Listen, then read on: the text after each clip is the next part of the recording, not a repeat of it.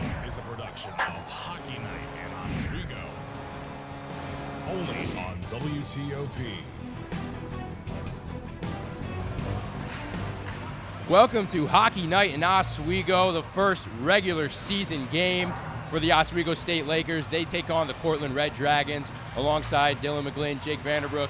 I am Mike Gross, and wow, what a matchup we're looking at today. Yeah, we really do. It's going to be a very interesting one. Both teams, it's their first SUNYAC game of the season, so it's going to be very interesting to see who's going to come out on top to kick off their regular season in conference play, Mike. Yes, and through the preseason, Oswego played 2 games. They beat Nazareth by a score of 5-2, and they beat the Carleton Place Canadians by a score of 5-3. They were absolutely dominant in those preseason games, right, Dylan? Yeah, absolutely. Obviously, you said doubling up their opponents in score, 10-5. They outshot their opponents combined 70-23 in those 2 games. So they weren't as close as the scores would even suggest. I think it's a great sign. Definitely, and there were very good players. Oswego was very good through those first 2 games. Who stood out, and who can we see today to stand out? Well, it's going to be Tanner Spink coming off that left wing. He's going to be on the second line tonight. We'll talk a little bit more about him later. But at the game against Nazareth, very effective. 2 goals in that one. But then against Carleton, he took a step back a little bit in the first period. But then he got it really going offensively, was being more aggressive, precise with the puck. He was able to capitalize with a beautiful one-timer to put Oswego to not up the score at 2 at the time. Tanner Spink, he has been really showing Ed Gosick that he deserves to be on this second line, Mike. Definitely, maybe even the first. Dylan, how about you? Yeah, I mean, I'm looking at a lot of great players here. Anthony Passero is a guy I want to highlight. Transfer out of Buffalo State. He led the team in scoring last year. 5 assists over 2 games in the exhibition games. Playing second line with Tanner Spink. I'm really excited to see what he can give us. Definitely, and along with Tanner Spink and Anthony Passero, Michael Gillespie, Josh Zizek, and there were very talented players on this team who performed in the preseason. Yeah. I would say so. Let's see. Travis Broman, he scored a goal in the first game. Yeah. How can we see him tonight? Yeah, Travis Broman, he's going to be at the right wing. He's going to be in that second line as well with Tanner Spink. So it's going to be very interesting how those two, they are really good at building chemistry with one another. So look for them to dominate in this first period. And when that power play comes, when they get an opportunity in terms of special teams, look for them to be very aggressive right off the bat. Travis Broman and Tanner Spink is a perfect duo for Ed Gosick's squad, Mike. Definitely. Dylan, can you take us through the new recruits and some of the freshmen that are on this team? Yeah, absolutely. There's a lot of new guys, a lot of transfers this year. You got Derek Brown on the top line. Obviously, we talked about Passero. I'm really excited to see what these guys can bring us. Derek Brown, obviously curious. He's on the first line. He's skating with Zizek and Gillespie. Last year, those were 2 of the key guys. So I'm really interested to see how Brown can mesh with those 2 players, because those are 2 of the best scorers on this team. Definitely, and they had the freshman goalkeeper, Steven Kozakowski. He's played 2 periods so far. And why don't we go and throw it to the sideline reporter who has the scratches from the lineup tonight. Nick? Well, guys, we have some notable players that won't be in the lineup tonight. First, we have an injury to senior assistant captain forward Cam Berry. He's out with a hip injury. To the best of our knowledge, last season he played 25 games, had 5 game-winning goals. He was second on the team in goals and had 9 assists as well. And he was second in plus-minus with +15. He's going to be missed tonight. Also, we have freshman Tyler Antonucci. The defenseman will be scratched from the lineup today. Last season, he played with the New Jersey Junior Titans. He had 10 goals and 29 assists with 19 points plus-minus, and was the NAHL East Defenseman of the Year and made the All-Star team. So with that, we got a good game ahead of us. We're going to take a quick break, but when we come back, you'll get a look at our full lineups for tonight's game. Stay tuned for Hockey Night in Oswego.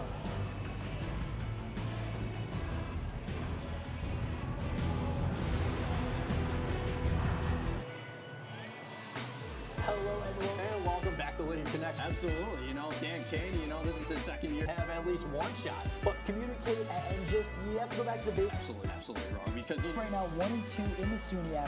If you can win both of those games, sick and tired, Brandon. if the other team can win 1 point, Dave Vanderbilt. Oh, absolutely. Come on. Just give me the 1-0 lead, all right? No. Or watching Laker Connection. Connections here on WTOP 10.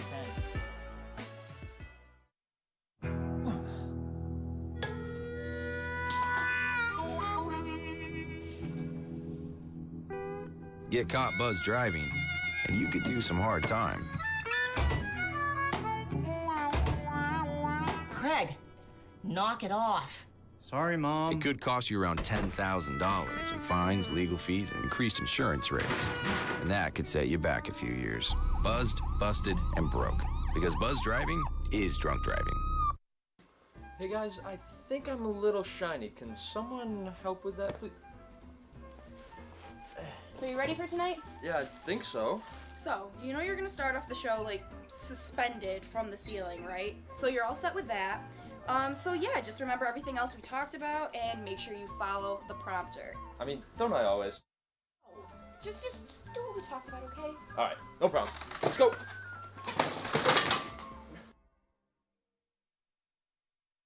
It's a beautiful day out here. Sunny today with light breezes, giving way to clouds in the afternoon. We could see some light precipitation to moderate precipitation later on, followed by powerful storm-like conditions. 90 miles per hour winds are expected. Authorities are asking everyone, stay indoors. Come on, that's it. Let's go.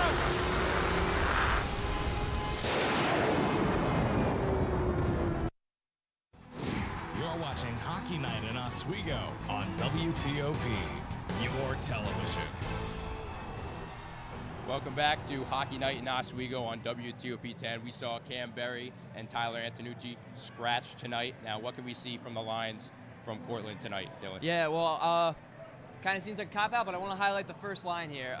Hayden Hart on the left, you got Mike Crowley in the center, and then Scott Doherty on the right wing. That's the line that's going to do most of their scoring. They're not overly deep in terms of offense.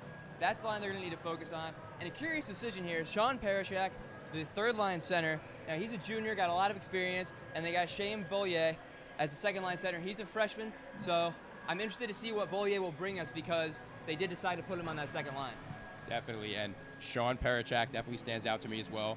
He had 1 goal in the preseason, and I think he's going to be ready to score even more in the regular season. Jake, take us through the Oswego lineups. Well, Ed Gosick, I really like this first line. It's not too much in depth. It's going to start off with Gillespie. You got your captain Zizek, and then Derek Brown. Honestly, if I would have Derek Brown play the third line, but the second line, this is what I really like. This is their weapon. Tanner Spink, Anthony Becerra, Travis Broman. That is going to be the most effective line throughout the course of the season. I would not be surprised if that stayed the same. Now, you got Molinaro, Mitch Emerson at center, Josh Nuttall, but with this fourth line, with Jody Sullivan, Scorpio, Aaron Huffnagel, I would not be surprised throughout the course of this season that Ed Gosick is going to be changing that up over the course. Definitely, and we know Richier is in goal this evening, picked over Hansen and Kozakowski. Can you tell us a little bit about why that is, Jake? I mean, honestly, he had a bad game against Nazareth in that one period. Keep in mind it was an exhibition game, you know.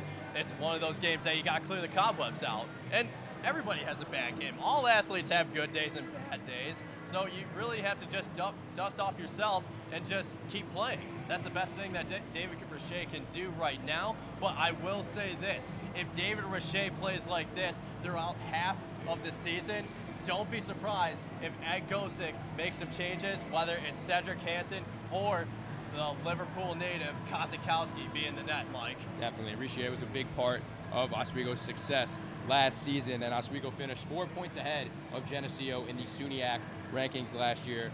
Dylan, who will come out on top this year? Well, I think Geneseo's the favorite to repeat. Obviously, they're the champion last year. They kept most of their D-core. I think just defensively, they're really hard to get pucks on. I'm picking them to repeat. I think Oswego's going to come in second. I think you look at the team, most of the guys stayed, a lot of new faces. I really like who they brought in. And then after that, I'm going to go with Fredonia in third, Plattsburgh fourth. and then Buff State at 5. I think Brockport's going to be the last team in at the 6th spot, and then Potsdam 7, Cortland 8, and Morrisville and the number 9 spot. Definitely. And Jake, what about you? What are your predictions this year for the SUNY? So I'm going to switch it up a little bit. Fredonia is going to be on top in the SUNYAC standings. Why? 11 of their top scorers are coming back, including their goalie, who was at his prime throughout the pro season. But Geneseo, they're going to be an excellent program. They took care of business as they won the SUNYAC championship. Look for them to be in second, just a little step back. But then Oswego and Plattsburgh, you know, they can win the games that are pretty easy when it's like Morrisville and Potsdam, but when the big games matter, look for them to struggle a little bit. We saw that with Oswego last year as they couldn't take care of business with Plattsburgh on whiteout, and then in the playoffs, as they were the 1 seed hosting the whole thing, they lost to Fredonia. But then rounding out the SUNYAC, it's Buff State. They're going to take a step back from 3rd. Cortland, it's that time. They haven't made the SUNYAC playoffs since 2007. Look for them to get the final spot in the SUNYAC standings, and then rounding out is going to be Brockport, Potsdam, and Morrisville. They are going to finish with just 2 wins. I think that is going to be the case throughout this season. Yes, and Geneseo is number 1 this year on the rankings for SUNYACs, and Oswego sitting at number 2. And, you know, Oswego, it's a big part because Fredonia beat Oswego last year in the SUNYACs, and definitely, Dylan, who do you think would be a big surprise team this year in the SUNYACs who can definitely come out in the top 4? Well, now that Jake said it, I don't think it's much of a surprise, but I'm going to say Fredonia. They don't have an elite program. They're not in Oswego or Geneseo or Plattsburgh, but as he said, they're returning 11 of their 12 scorers. They have a lot of good defensive guys coming back. I think they're a team that can really do some damage. Yes, and Jake, I agree with that, Dylan. Jake, what team is taking the biggest step back, in your opinion, this season? Well, I'm going to have to say Potsdam. Their 2nd and 3rd line, they lost a bunch of seniors from those 2 lines. They were barely able to make the playoffs as they got the final spot as they were the 6th seed heading into the SUNYAC tournament, and I predicted them to finish 8th in the SUNYAC conference. I really think that Potsdam is going to be the team that's going to be taking a step back, Mike. Yes, Potsdam did beat Oswego last year during their last 3 games, as well as Plattsburgh, who I think could be in that top 4. And let's take a look at the UCSHL rankings, men's Division III poll. Now we have St. Norbert on top, Adrian at number 2, and Geneseo there at number 3. Stevens Point at 4, Hobart at 5, Salve Regina at 6, 7, University of New England, Trinity at number 8, and yours truly, Oswego at 9, Augsburg 10, Utica, Norwich at 11 and 12, Colby at 13, Wisconsin, Clare at 14, and rounding off the top 15, St. Thomas. And definitely going to be interesting to watch how Oswego can move up and how Geneseo can stay on top of the SUNYACs. But coming up, we'll have a breakdown of today's game and the players to watch. You're watching a Hockey Night on Oswego.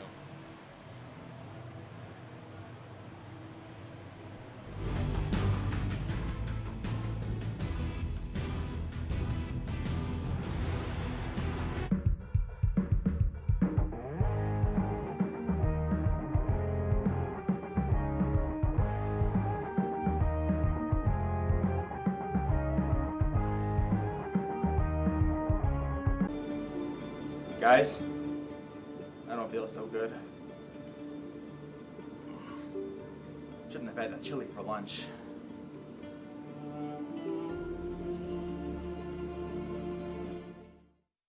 The inherent right to work is one of the elemental privileges of a free people. Endowed, as our nation is, with abundant physical resources, and inspired as it should be to make those resources and opportunities available for the enjoyment of all, we approach reemployment with the real hope of finding a better answer than we have now. Donate to Goodwill, where your donations help fund job placement and training for people in your community. There are 16 million children struggling with hunger in America.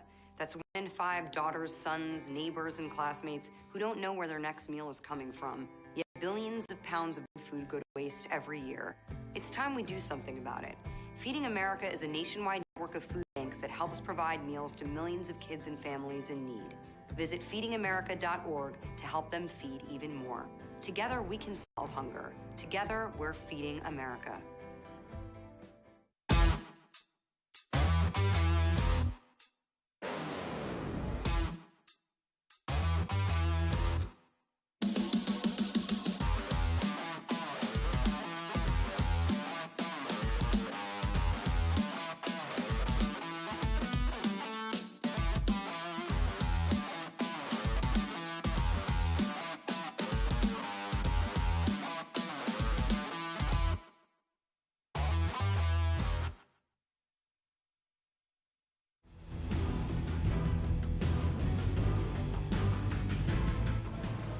Welcome back to WTOP 10 and Hockey Night in Oswego. And what a matchup we're looking at today, the Cortland Red Dragons.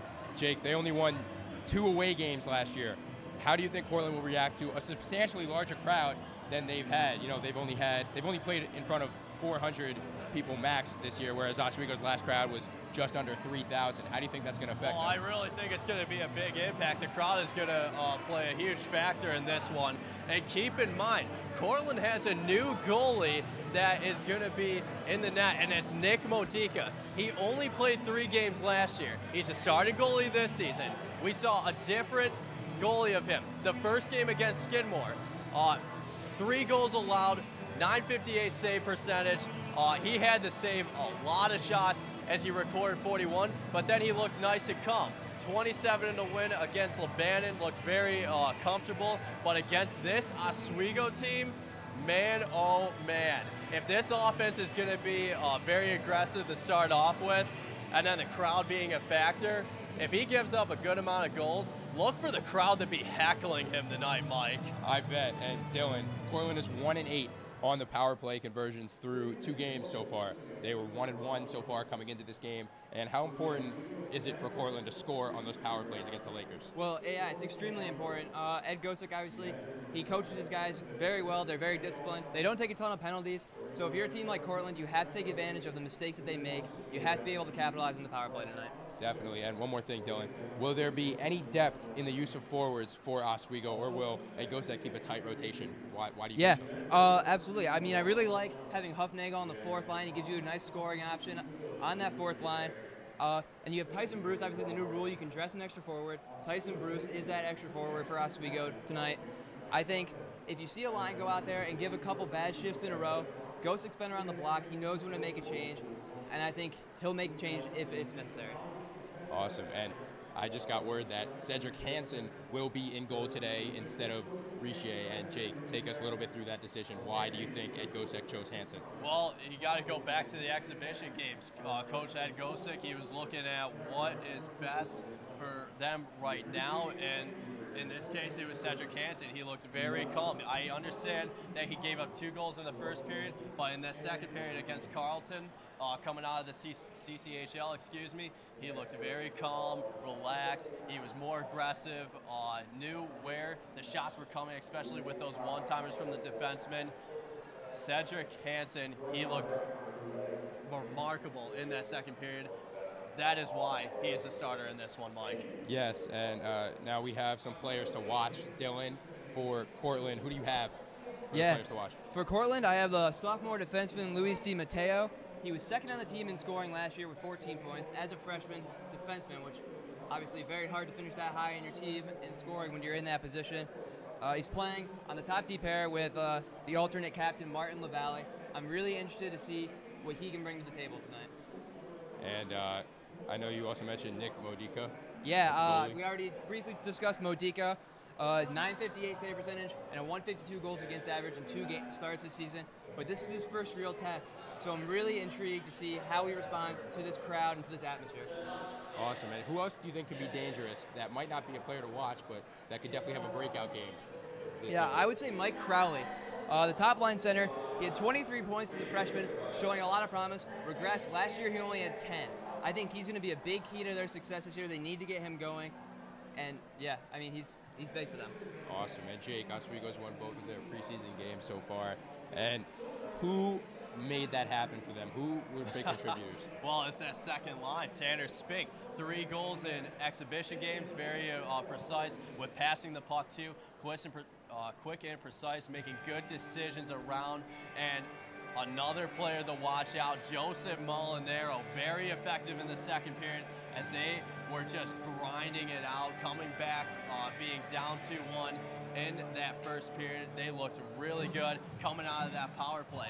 Look for them in terms of special teams to be very effective in the power play, and let's see if the Cortland Red Dragons can keep that penalty kill a perfect one, Mike. Yes, sir. And Anthony Pissarro was a big part of this preseason. He had a goal and an assist or two. We're really looking forward to this. Are there any other new recruits from Oswego that you're looking forward to perform tonight? You know, honestly, I feel like everyone's going to be performing tonight. Really, this is a team that has a lot of depth with their forwards, the defensemen. I understand that Antonucci is out for tonight, but Devin Campbell will be able to step up as he's going to be getting the start for the defenseman and taking place of Antonucci. So look for all players to get going offensively, Mike. Definitely. Dylan, I have to ask you, what will this win, first regular season game, first SUNYAC game, what will this win mean to either team? I mean, for Cortland, it mean a lot. It gives them tons of confidence. This is one of the top teams in the league in Oswego. If you get a win on the road, the only time you play them again is in your barn. I think it'd be huge for Cortland, and for Oswego, it's more about just starting off on the right foot. It's a team you're supposed to beat. You have to win these games. Definitely. Jake, how about you? What do you think will be big for this game? What's going to be big is the special teams. The power play is going to be very effective for Oswego. I really think this is something that they talked, including in Ed Gosik's press conference. Can they get that power play going? I think they can in this game. I think they're going to put a lot of pressure on Cortland's penalty kill, and especially Nick Modica, who is facing a real test, just like Dylan just said earlier. Man, oh man, we got a good one. Definitely, and Oswego scored 10 preseason goals. Dylan, what are your predictions for tonight? I'm going to say Oswego's going to win this one 5-2. 5-2. Jake, how about you? I'm going to say 4-1. Look for Tanner Spink leading that second line to be very effective. Like I said, this is a weapon that they have, Mike. Both 3-goal differences, and we are minutes away from puck drop, and we are going to go to break. We'll be right back on WTOP 10. It's hockey night in Oswego.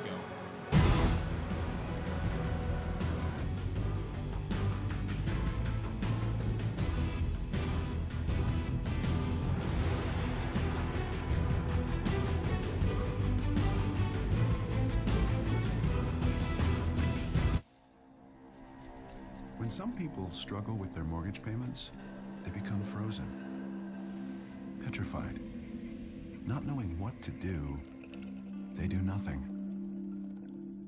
But the people who take action are far more likely to get the most positive outcome. Making home affordable is a free government program. Call now to talk one-on-one with a housing expert about the options that are right for you. Real help, real answers, right now.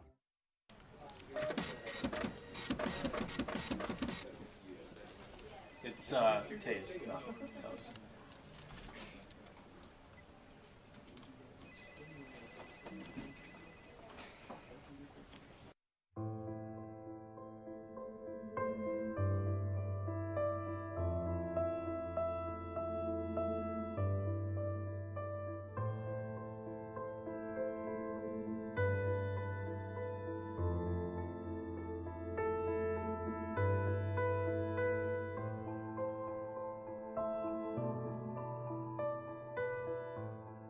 Hi, I'm Anthony Citron, and for one view a day, you can help producers at WTOP get the recognition they deserve for their work. For just 30 minutes a day, you can help these students make sure their work does not go unnoticed. Please, click the link below and help these students get the recognition they deserve. All it takes is one view a day.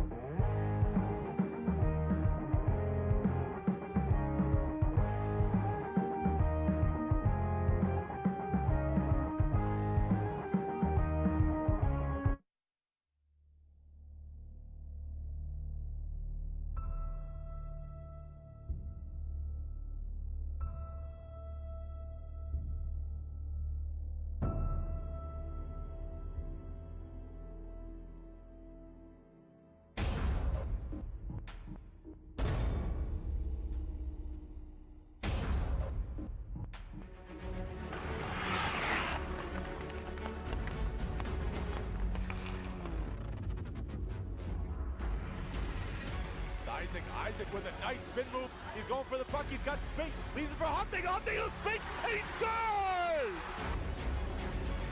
Isaac go. Shot Hunting. He scores! Aaron Huffnagel ties this game at 3. Monaro gets the front of the net. It comes out in front. Shot scores! Cam Berry!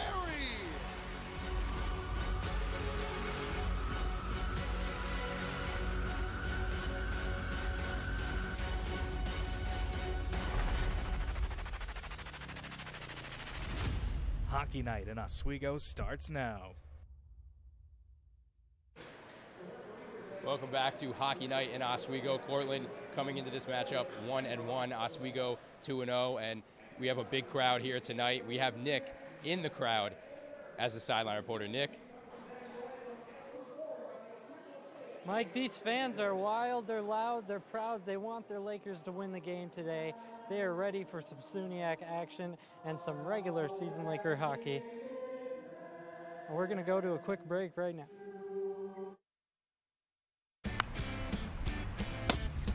You know who's going off in fantasy this week? Drew Brees.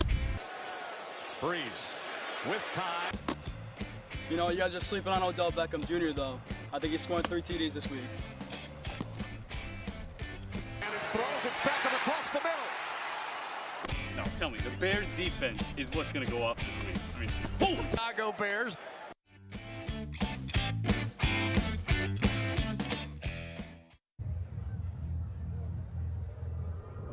Looking for these?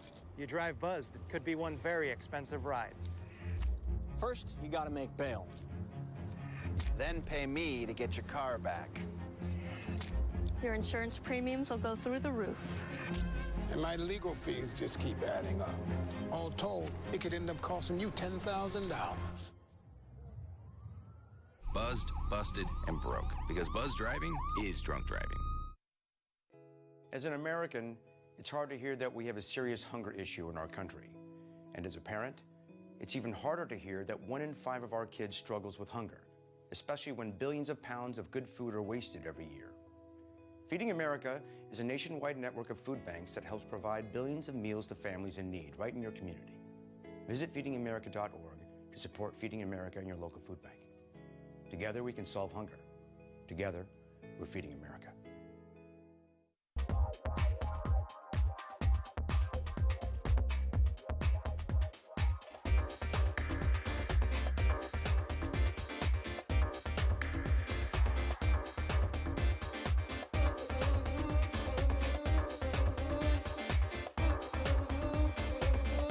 Want to know all the latest things pop culture? Tune in to Let's Talk About It every other Monday at 10 p.m.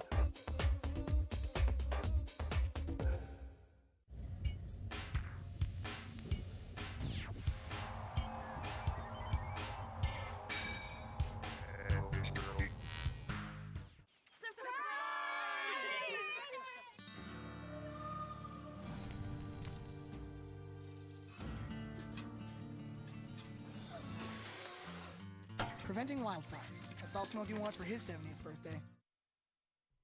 Want to watch a movie? Go to WTOP10.com and select Movies on Demand. You can find some of your old favorites and some new ones too. And it's free on campus. Watch and enjoy.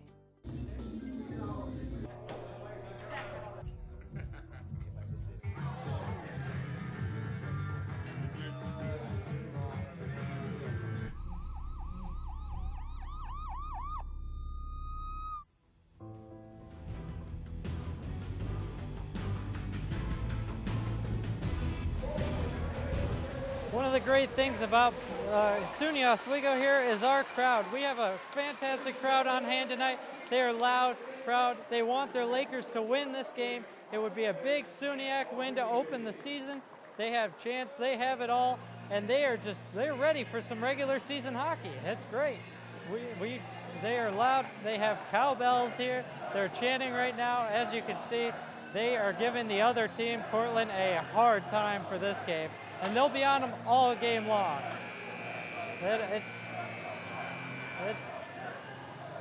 We'll be Inside the long, Steve as you Levy can press hear. box for the SUNYAC home It is- opener. Kristen Byer standing alongside me. I'm Patrick Machado. We got just a few seconds before puck drop, so let's get to the keys of the game.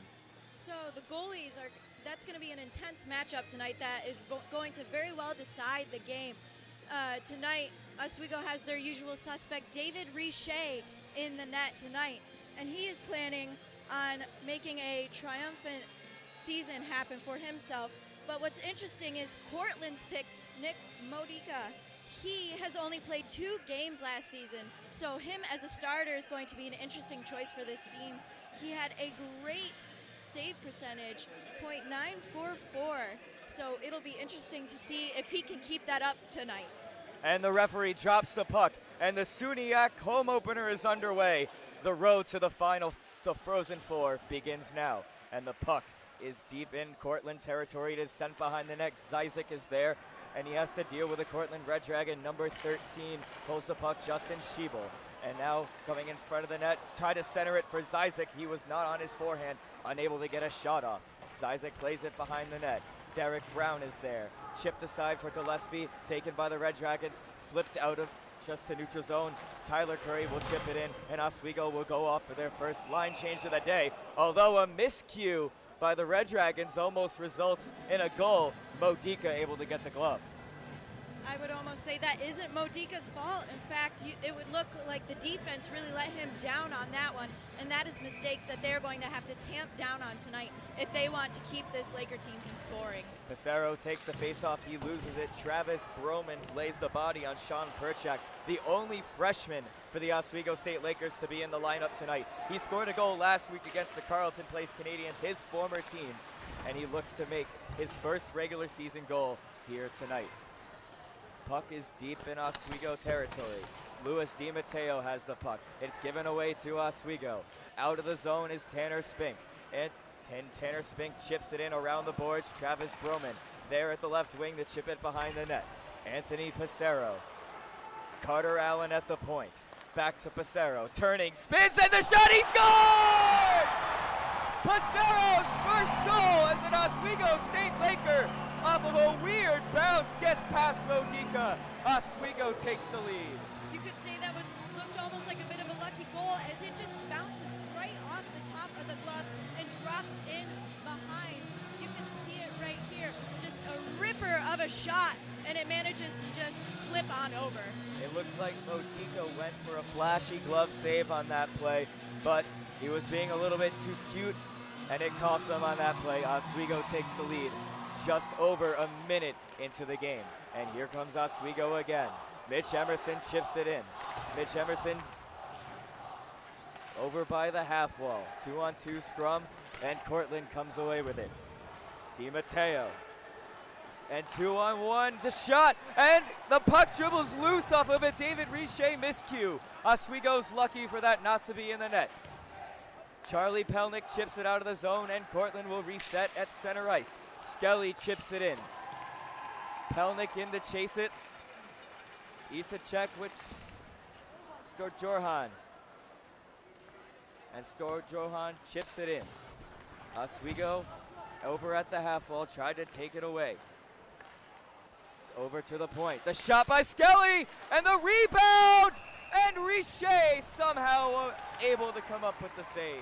For a second, it looked like that puck was just going to slip in 5-hole underneath Richey's pads, but he manages to snow angel and fall right on his back and keep that one away. Before the next face-off, let's try to get some keys to the game in. What do you think Cortland has to do to beat Oswego today? Cortland is going to have to neutralize Oswego's speed. Oswego's a small team. They're not as big as Cortland, so they're going to try to use those skates to get on by that defense, so that'll be very important. Tyler Curry in his own end. Chips it up, and not as far as neutral ice. Joey Scorpio with a little pass all the way to Aaron Huffnagel, who puts on the brakes and spins around. Huffnagel still with the puck. Devin Campbell chips it behind the net. Number 14, Jody Sullivan. Sullivan taken down, no penalty called. Oswego still controls the stick check of number 24, Martin Lavalley, will cause the puck to go all the way to Modica, who covers. That was a good smart play. They're really relying on Modica tonight, though, which is something that they'll definitely have to do. That's definitely a key for Cortland to capitalize on, but they also have to be careful because sometimes the best defense is offense. Oswego State leading right now by a score to 1-0. What do they have to continue to do to come up with the W today? Oswego just needs to continue to be fast, and they're having a lot of luck with ringing off shots from the point and from the circles. So I think if they keep on doing that, then they will be in good shape to keep on scoring in this game. Derek Brown sent it into space. Zyzik has to chase it down, and he takes it. Zyzik still with the puck. Plays it off a skate of a Red Dragon, and the puck will come all the way out to the point. Good save by Michael Gillespie to keep the play alive. Derek Brown. And now the Cortland Red Dragons control. Justin Schiebel and number 15, Scott Doherty controls. Played off the glass by Gillespie, and behind the net it goes. Clearing attempt. Failed. Scott Doherty clears it all the way to neutral ice. Not able to control the puck, though, as Max Novick freezes the puck inside of his own end. Oswego will change. Tanner Spink in over the line. Turns. Tried to center one for Zyzik, and Zyzik trips over Nick Modica. That could have been goalie interference. Referee's arm stays down. Neutral zone, Max Novick sent it to his D partner of Carter Allen. Backhand is a pass, Spink Passero. Puck now back in the Oswego end off of a poke check. A stick check. Max Novick out of his own end. Passero will opposite corner dump in, trying to find Travis Broman. He does. Broman backhands a pass to Spink. Passero and Spink tangled up, and the Cortland Red Dragons take it away. In the neutral zone. And they're unable to stay onside. They finally do it. The shot goes on, and it goes wide. Slapper shot off the rebound by Di Matteo, catches the protective netting, and the face-off will happen to the right of Richer. This Oswego team is almost looking like they're in a ballet tonight. Just the energy, the leaping, the tripping, they seem to be a little bit all over the ice, which can be a good thing or it can be a very bad thing. Yeah, Oswego lucky not to get a goalie interference call when Zyzik was crashing the net, as he did interfere with. And now a quick play. Josh Nenadal freezes, crosses for Emerson, and he couldn't get the shot off. Mitch Emerson unable to get the handle off of a beautiful feed from Josh Nenadal. Christopher Brunn at the point. Emerson, the shot goes off the stick of Lavalley, and Oswego takes it into the corner boards. Joseph Molinaro backhands one behind the net. Emerson dealing with Lavalley. Lavalley shoves Emerson to the boards. He still has the puck. Emerson across. Looking his options, back to Emerson. Josh Nenadal backhands a pass. Molinaro tried to wrap around, unable to be too fine, and Nick Modica will have his stick, and it comes all the way to Oswego zone. A miscue from Charlie Pelnick almost resulted in Cortland being able to enter off of a line change. They take it back. Tyson Bruce in neutral ice. Goes off his skate. Bruce chips it in. But Cortland takes it right back. Devin Campbell in his own end. Eats a hit from Dorian Overland. Devin Campbell tried to find Tyson Bruce with a long stretch pass. Nick Modica will take his stick and play it off the glass. Justin Schiebel with the backhand pass goes as far as the point. Oswego able to keep it in, and Cortland will be forced to chip it all the way up, and it goes down for an icing call. Curry, quick on the uptake on that one, manages to collect that puck for the Lakers, but they need to watch out. They need to watch out because the Cortland, they're trying to play smart. And let's take a look at that miscue by Emerson. It looked like he tried to go for a toe drag and just missed the puck completely.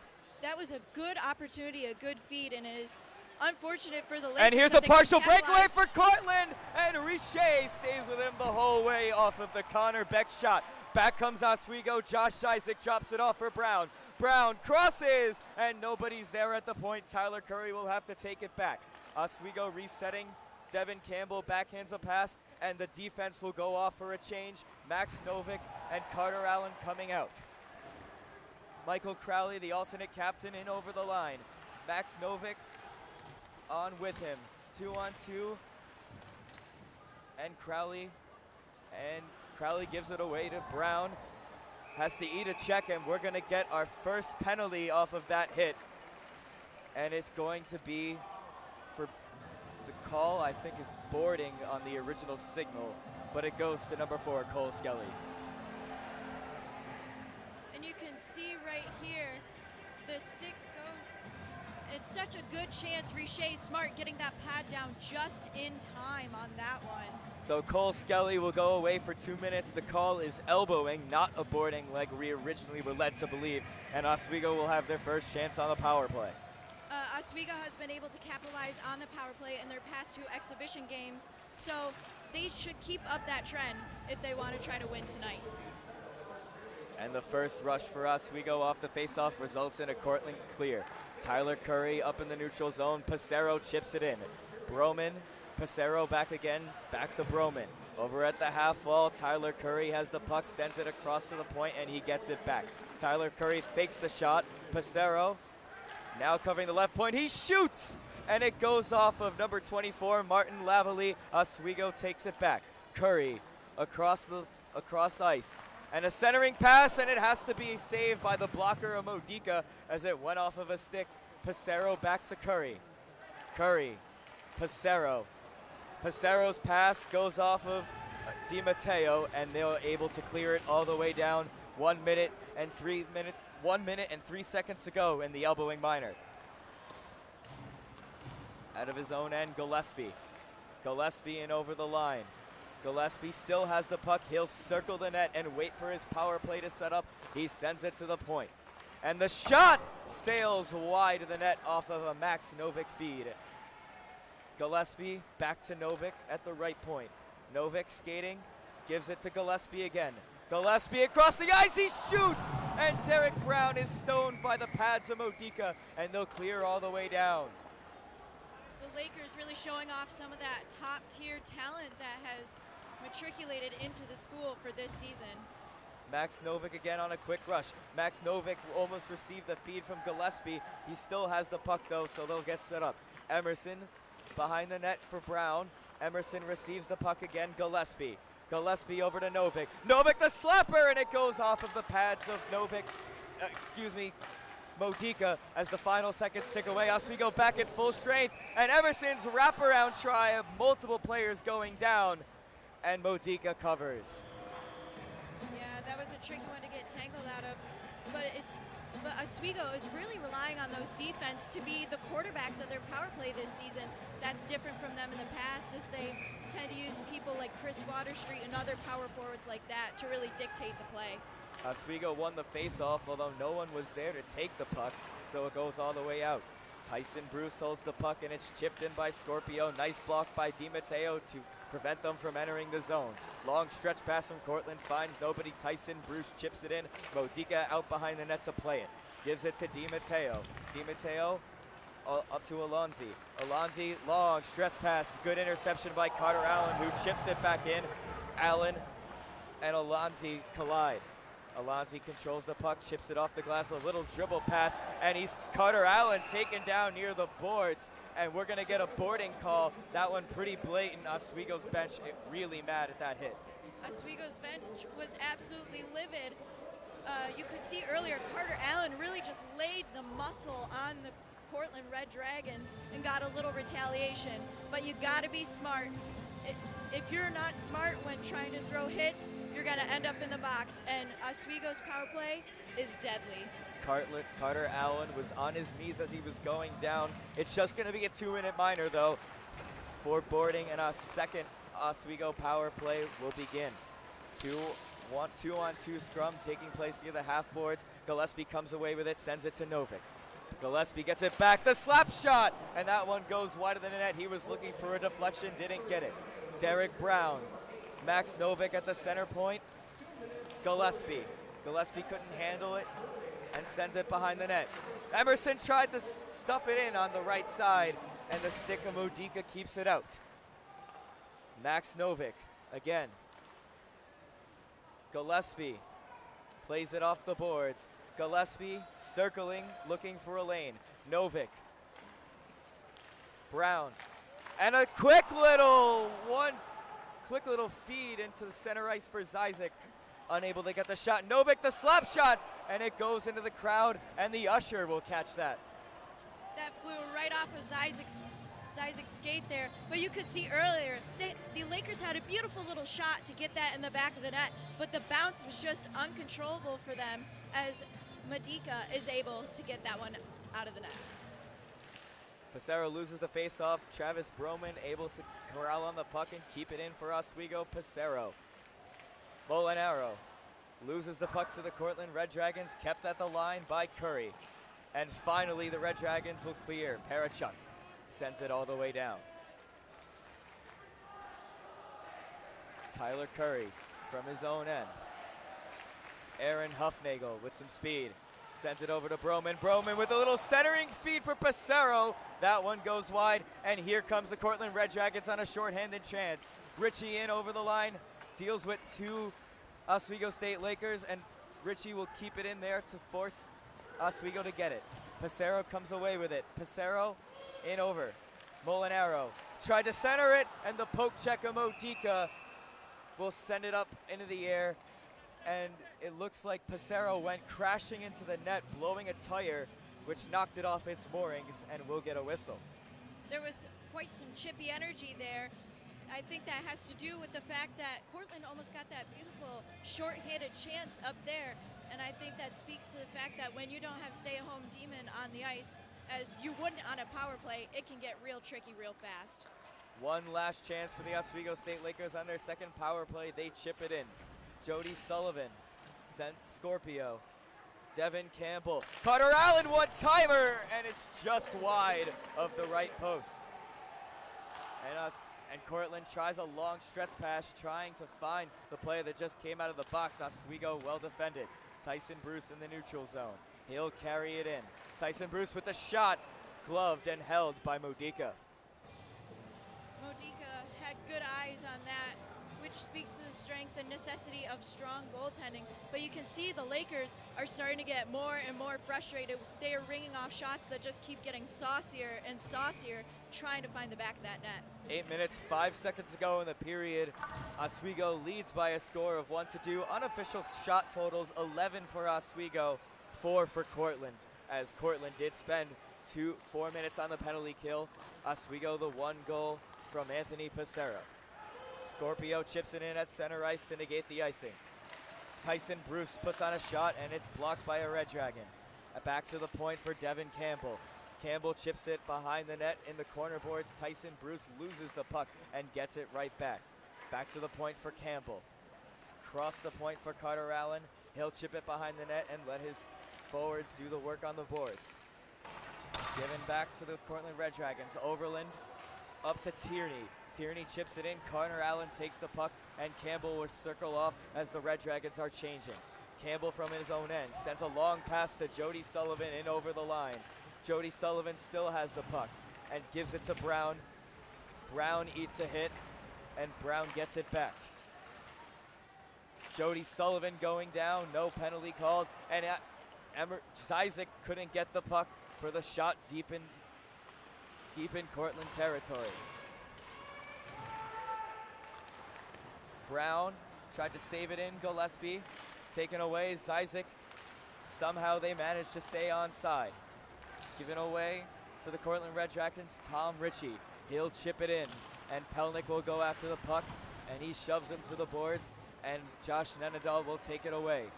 Cortland unable to get some offensive pressure sustained at all this period as Isaac drops it off for Gillespie. Across the ice, one-timer for Nenadal. He shanked it, and Nenadal still controls.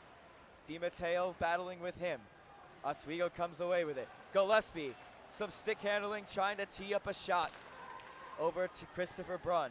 Christopher Brunn behind his own back sends a backhand pass. Oswego in the corner boards. Josh Nenadal, he goes down. Nenadal putting a lot of work on the boards, grinding away, trying to set up his teammates for opportunities there. Thomas Crowley loses the puck to Devin Campbell, and the puck is sent up to Nenadal, who sauces a pass over to Molinaro. Molinaro able to chip it in and allow his offense to set up. Shot onto the net, easily sticked aside by Richer, Modica, routine stop. Tyler Curry at the right point, sends it across the ice for Campbell. Campbell, the shot, goes off the pads, big rebound, trying to find Emerson, and the Cortland Rag Dragons will deal with it. Travis Broman, puck loose, and sent all the way down, and it will not go far enough for an ice in. Yes, it will, as the linesman calls it. Almost played by Richer. You could have made the argument that he made an attempt to play the puck, so the icing should have been negated. Well, of course, we're not the refs, but that is very true. Then I think Richer might be getting a little bored in the net back there, hasn't seen too much action, and that might be why he tried to play it. Only seen 4 shots so far. We haven't seen a shot in the last 5 minutes for the Red Dragons as Carter Allen controls. Carter Allen, the shot doesn't make its way. It goes off of Pissarro. The long clearing attempt will go all the way down. This one will go to David Richer, so no icing. Carter Allen, Tanner Spink gets a tap on it. Travis Broman, puck lost in the skates of Pissarro, draws the Lakers offside. From his own end is Shane Balo, and the long pass intended for Hart goes past him, and Carter Allen will chase the puck down. Carter Allen, Pissarro, chipped back in by Scott Dougherty, and a long pass. Here's Tanner Spink on a breakaway. Good, he scores! Tanner Spink! 2-0. How incredible. He's had 3 goals so far in the exhibition games, and he seems like he's a freight train that's never, ever gonna stop. And here is the goal again, Spink on the breakaway. You can see here, he just collects it, calmly does a little move, and slips it right past the foot of Modica to net. The Lakers' 2nd goal of the game. Great deke goes backhand and able to slip it past the 5-hole as Modica isn't able to get down in time, and Oswego leads by 2-0 with 4 minutes and 20 seconds to go in the period. And Sullivan's pass attempt almost resulted in that 3rd goal. Sullivan slowing the play down a little bit. Scorpio takes the puck. He's shoved to the boards, and the Red Dragons control. Cole Skelly looking over his options. The pass is tipped in, but the referee does not see it, and it will go down for another icing call. The Lakers, they were really trying to get a quick one right after that first one. You could see it, just all the work behind the goal that they were putting in. And Cortland, they had no other option but to dump the puck. Josh Zizek will take the faceoff. Brown and Gillespie on his wings, and Zizek wins the faceoff. Gillespie has to just chip it in. Derek Brown controls Christopher Brunn off of a miscue, and here comes the Cortland Red Dragons. Balo will just chip it in, tried to backhand a pass into the slot, and Christopher Brunn's big frame will block that from getting it. Derek Brown will take the puck over at the half wall, and he'll skate it out. Balo again chips it in, and the shot by Alonzi will result in the 5th shot, the first shot for Cortland in a while, which Richer will glove and held. And Richer, he very neatly collects that into his chest. He knows that gloving it and keeping it that way was the only choice on that one. Face off to the right of Richer, won by the Red Dragons. Di Matteo, the slapper, and the deflection by Sean Perchak, unable to find the goal. It goes wide into the corner boards, 2-on-2 scrum. Tyler Curry, Tanner Spink, Perchak, and Oswego comes away with it. Campbell backhands a pass to Broman across the ice in the neutral zone for Tanner Spink, and he drops it off for Pissarro. Pissarro back to Spink, circles the net. Pissarro, Spink, Tyler Curry couldn't handle the pass, and it goes out to neutral ice. Devin Campbell chips it back in for Broman, and he'll backhand it behind the net. Anthony Pissarro and Molinaro. Cortland Red Dragons get a stick on that, which result in a friendly bounce, and they're able to take it out. Ritchie waiting for the Red Dragons to get into the offensive zone. Cross-ice saucer pass for Gonzalez. He's shoved to the boards, 3-on-2 scrum. And the puck squirts loose. Emerson with the stick on it. Gonzalez again. Hart with the shot, goes off of Tanner Spink, and there Oswego is able to escape. Joey Molinaro has the puck poked at by Justin Schiebel. and Cortland will escape the zone. Gonzalez in neutral ice, chips it down. Novik is there to meet it. Puck up to the point. The shot, the puck was bouncing, and it pops up into the air over the net. And Campbell shoved to the boards by Hart. Cortland's going down, and Oswego will take it out of the zone. Mitch Emerson in neutral ice. He'll chip it in and get the long-needed line change for Oswego. The physicality of this game is starting to really come out, and it's taking its toll on both teams. Both teams have had players that have just been absolutely laid out onto the ice. Tyson Bruce with a nice save. Carter Allen the shot. Stick save, Modica. Behind his own net, a pass intended for Huffnagel. Goes off the stick of Tierney and up into the crowd. Now, Oswego, of course, getting yet another line change. But you can see that this game, I honestly think that it will become even more physical as the game goes on, in hopes that Cortland is probably going to try to draw some Oswego penalties. Yeah, Cortland, last year, their top offensive producers were actually defensemen, and the top scoring forward is no longer on the team. So this is a physical team that likes to lay the body and force issues and try to get the other team to draw penalties. There have been moments from DiMatteo himself trying to collect that puck and put on some shots. And we're going to have an icing call on Oswego with 1 minute and 5 seconds to go in the period. Oswego still leads by a score of 2-0 off of the Tanner Spink breakaway goal. And I've noticed a lot so far that it's the defensemen who are breaking those shot droughts for Cortland in this game so far. Face-off won by the Lakers. Jody Sullivan will try to chip it out of the zone. DiMatteo will force it behind the net. Oswego tried to clear. Cortland keeps it in at the point. Novik eats a hit, and Cortland still controls. Carter Allen takes the puck. Shoves to the boards. Little scrum right at the blue line, and Balo able to keep it. Spinning. The shot finds Tanner Spink right in the slot, and he's able to escape the zone. Charlie Pelnick with the slap shot goes wide and corrals all the way back to the neutral zone. Elkstam brings the puck into Oswego territory. Jody Sullivan plays it off the glass and into Cortland ice. Josh Zizek tried to pass it to Brown, and the pass was blocked. And Storjahan tried to chip it out. Zizek lays it off for Brown with 5 seconds to go in the period. Pelnick trying to tee up a shot, and it goes behind the net, and time will expire. Pelnick's shot goes wide, but you could see Zizek was all over that ice through that entire period. He is really hungry for a shot and for a goal, maybe to catch up with fellow teammate Tanner Spink on that one. Now, Oswego, the one area that we said they can improve upon in the exhibition game is the power play. Yes, they didn't score, but what do you think of their puck movement and their ability to get shots on net? I think Max Novik is showing an immense amount of hockey IQ. He is doing a great job of handling that puck at the top point, and I think that he will be a key player for that power play unit going forwards. Coming up after the break is the first intermission report. The Lakers lead by a score of 2-0 off of a Tanner Spink breakaway goal on Hockey Night in Oswego.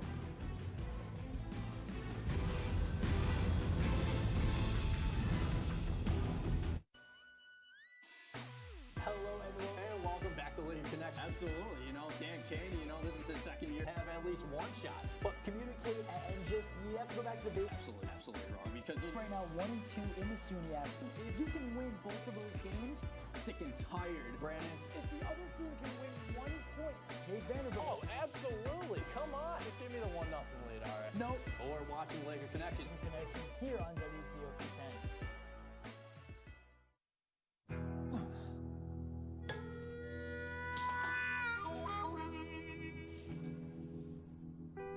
Get caught buzzed driving, and you could do some hard time. Craig, knock it off. Sorry, Mom. It could cost you around $10,000 in fines, legal fees, and increased insurance rates. And that could set you back a few years. Buzzed, busted, and broke. Because buzz driving is drunk driving. Hey guys, I think I'm a little shiny. Can someone help with that, please? So you ready for tonight? Yeah, I think so. So, you know you're gonna start off the show like suspended from the ceiling, right? So you're all set with that. So yeah, just remember everything else we talked about and make sure you follow the prompter. I mean, don't I always? No, just do what we talked about, okay? All right, no problem. Let's go.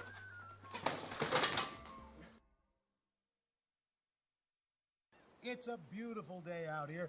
Sunny today with light breezes, giving way to clouds in the afternoon. We could see some light precipitation to moderate precipitation later on, followed by powerful storm-like conditions. 90 miles per hour winds are expected. Authorities are asking everyone, stay indoors. Come on, that's it. Let's go.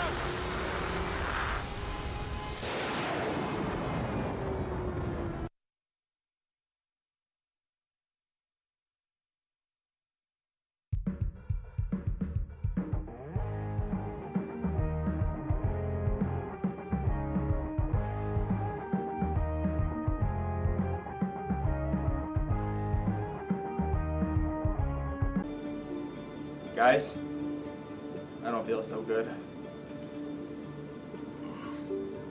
Shouldn't have had that chili for lunch.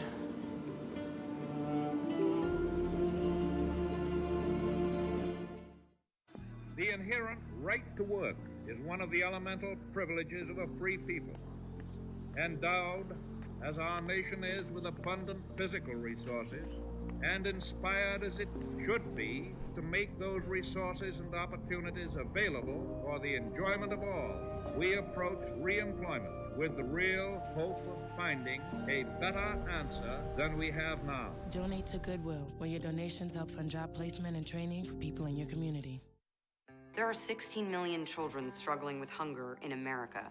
That's 1 in 5 daughters, sons, neighbors, and classmates who don't know where their next meal is coming from. Yet billions of pounds of good food go to waste every year. It's time we do something about it. Feeding America is a nationwide network of food banks that helps provide meals to millions of kids and families in need. Visit feedingamerica.org to help them feed even more. Together, we can solve hunger. Together, we're feeding America.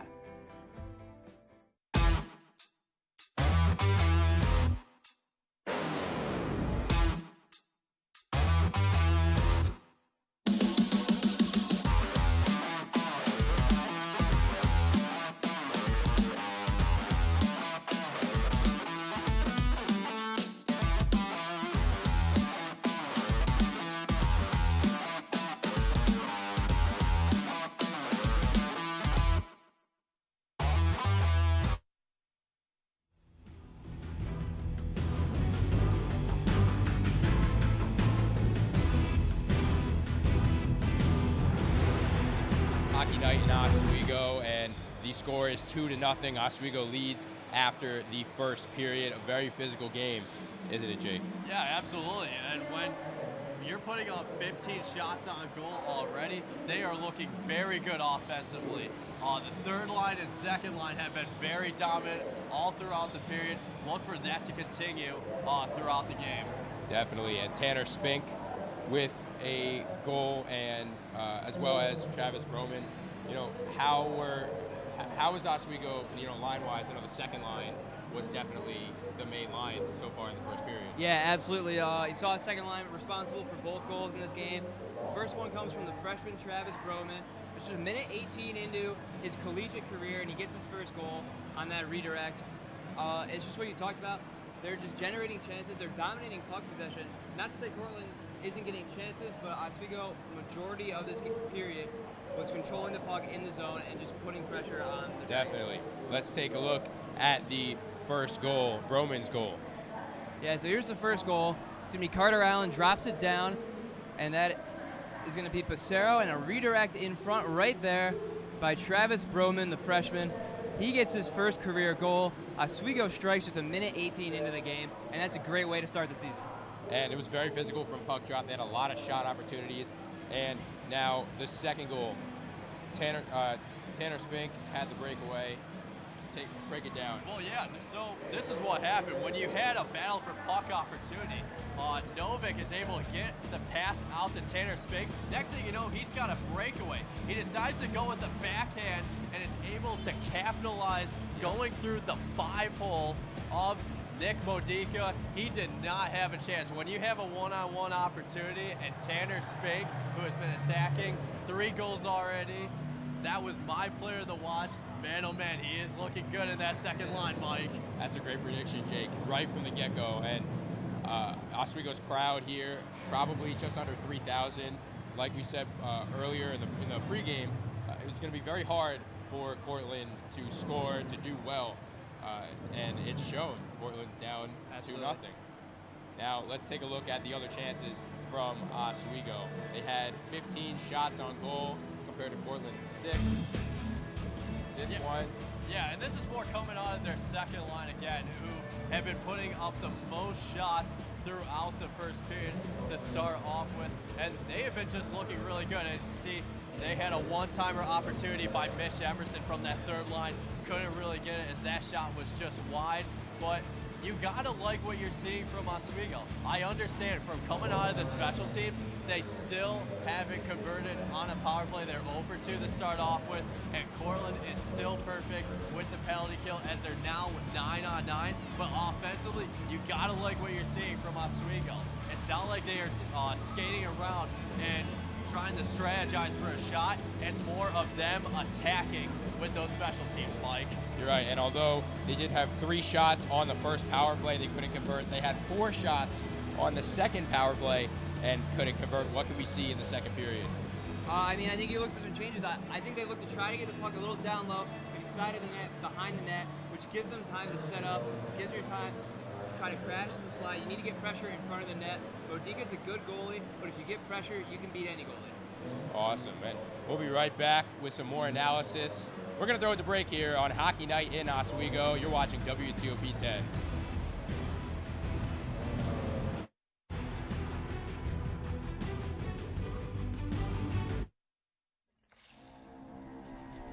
When some people struggle with their mortgage payments, they become frozen, petrified. Not knowing what to do, they do nothing. But the people who take action are far more likely to get the most positive outcome. Making home affordable is a free government program. Call now to talk one-on-one with a housing expert about the options that are right for you. Real help, real answers, right now.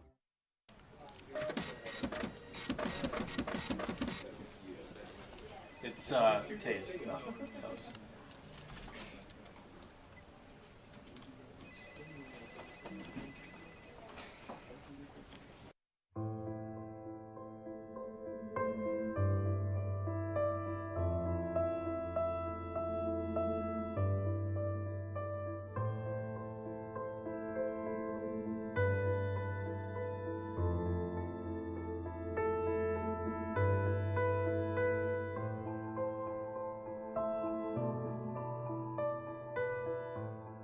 Hi, I'm Anthony Citron, and for one view a day, you can help producers at WTOP get the recognition they deserve for their work.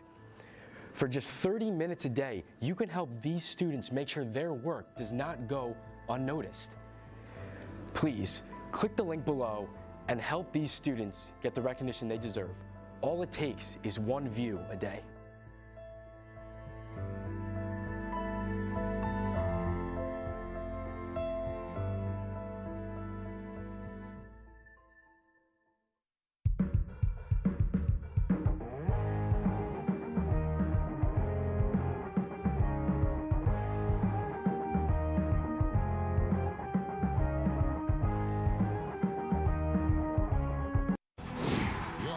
Hockey Night in Oswego on WTOP, your television. Welcome back to Hockey Night in Oswego. The Lakers lead 2-0 against the Red Dragons on the first intermission, and what a period it was. We just had some more analysis. Dylan, take us through the stats of the first period. Yeah, well, the obvious stat, it's 2-0. That's the big one. That's the one that matters. Oswego out in front. They're out shooting the Red Dragons 15-6, 0-2 on the power play. but that's something that can be fixed. As you see here, faceoffs won 11-8, so Oswego has a little edge, and that's something that they need to look to continue. You win the faceoffs, especially in your own zone. You can quickly get the puck out and limit the number of chances. They did a really good job of that in the first period, and they're going to have to continue that for the rest of the game. Yes, and in the first 2 matches for Oswego in the preseason, they struggled on their faceoffs. Now they're winning 11-8 on the faceoffs for this first period. Jake, what does Cortland have to do to take this Oswego team and lock them down in the second period? Well, the number one thing is that they got to get the puck out of their zone. Oswego offensively with those second and third lines, they have been just dominating offensively, giving them a bunch of opportunities as they have 15 shots on goal already. But when Cortland is able to get the puck out of their zone, they have some good opportunities. We saw some of those. Douglas Elsom at the 15-minute mark, he fired a one-timer that had a good shot, but David Richey was able to stay strong. And then the real test for David Richey, Connor Beck was able to have a breakaway opportunity. And what I liked about David Richey was that he had a much wider stance compared to what we saw against Nazareth. And I feel like when you have a wider stance at the goal, man, oh man, you get to move a lot more quicker, and that's what David Richey was able to do, Mike. Definitely, and now this is the 4th period of play for Oswego where they've held their opponents scoreless so far through 7 periods. Amazing stat line. And what can Oswego do to score more goals, Dylan, and just keep pushing on? We'll keep doing what they're doing. First of all, I think they played a great first period, but to really blow it open is going to be the power play like we mentioned earlier. They're getting a lot of pressure. I would like to see them get more traffic in front of the net, crash the net as soon as the shot's taken, even if it's all the way from the point. Just try to get as much pressure as you can in front. Dylan? Oh, sorry. And if I'm right off the gate for Oswego, I'd like to get the first line going, especially in the second period with Zizek and Derek Brown. I want to see what if they are able to do. Let's see how they are going to be attacking in the second period, Mike. Yes, and although we did see Cedric Hansen warming up pregame, David Richey still started in goal. He's done a beautiful job, like you mentioned before, Jake. And I want to ask you, Jake, who do you think can score a goal in the second period for Oswego?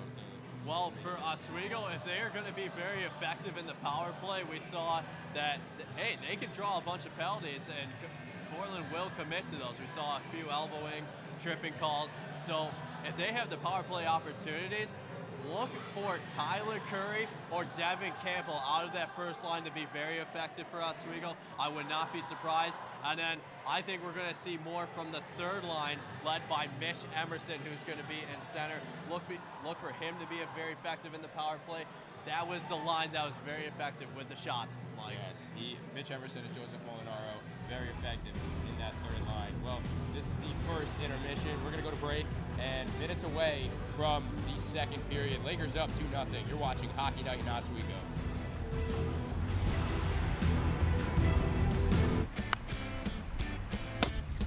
You know who's going off in fantasy this week? Drew Brees.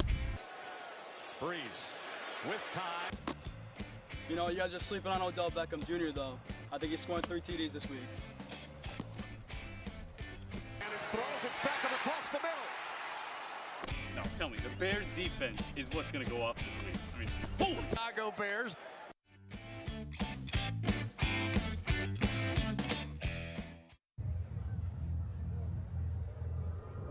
Looking for these? You drive buzzed. It could be one very expensive ride. First, you gotta make bail. Then pay me to get your car back. Your insurance premiums will go through the roof. And my legal fees just keep adding up. All told, it could end up costing you $10,000. Buzzed, busted, and broke. Because buzz driving is drunk driving. As an American, it's hard to hear that we have a serious hunger issue in our country. And as a parent, it's even harder to hear that 1 in 5 of our kids struggles with hunger, especially when billions of pounds of good food are wasted every year. Feeding America is a nationwide network of food banks that helps provide billions of meals to families in need right in your community. Visit feedingamerica.org to support Feeding America and your local food bank. Together we can solve hunger. Together, we're Feeding America.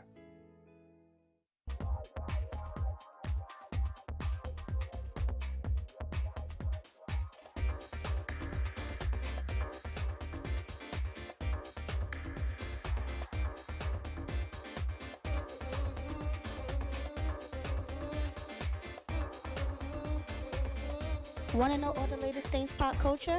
Tune in to Let's Talk About It every other Monday at 10 p.m.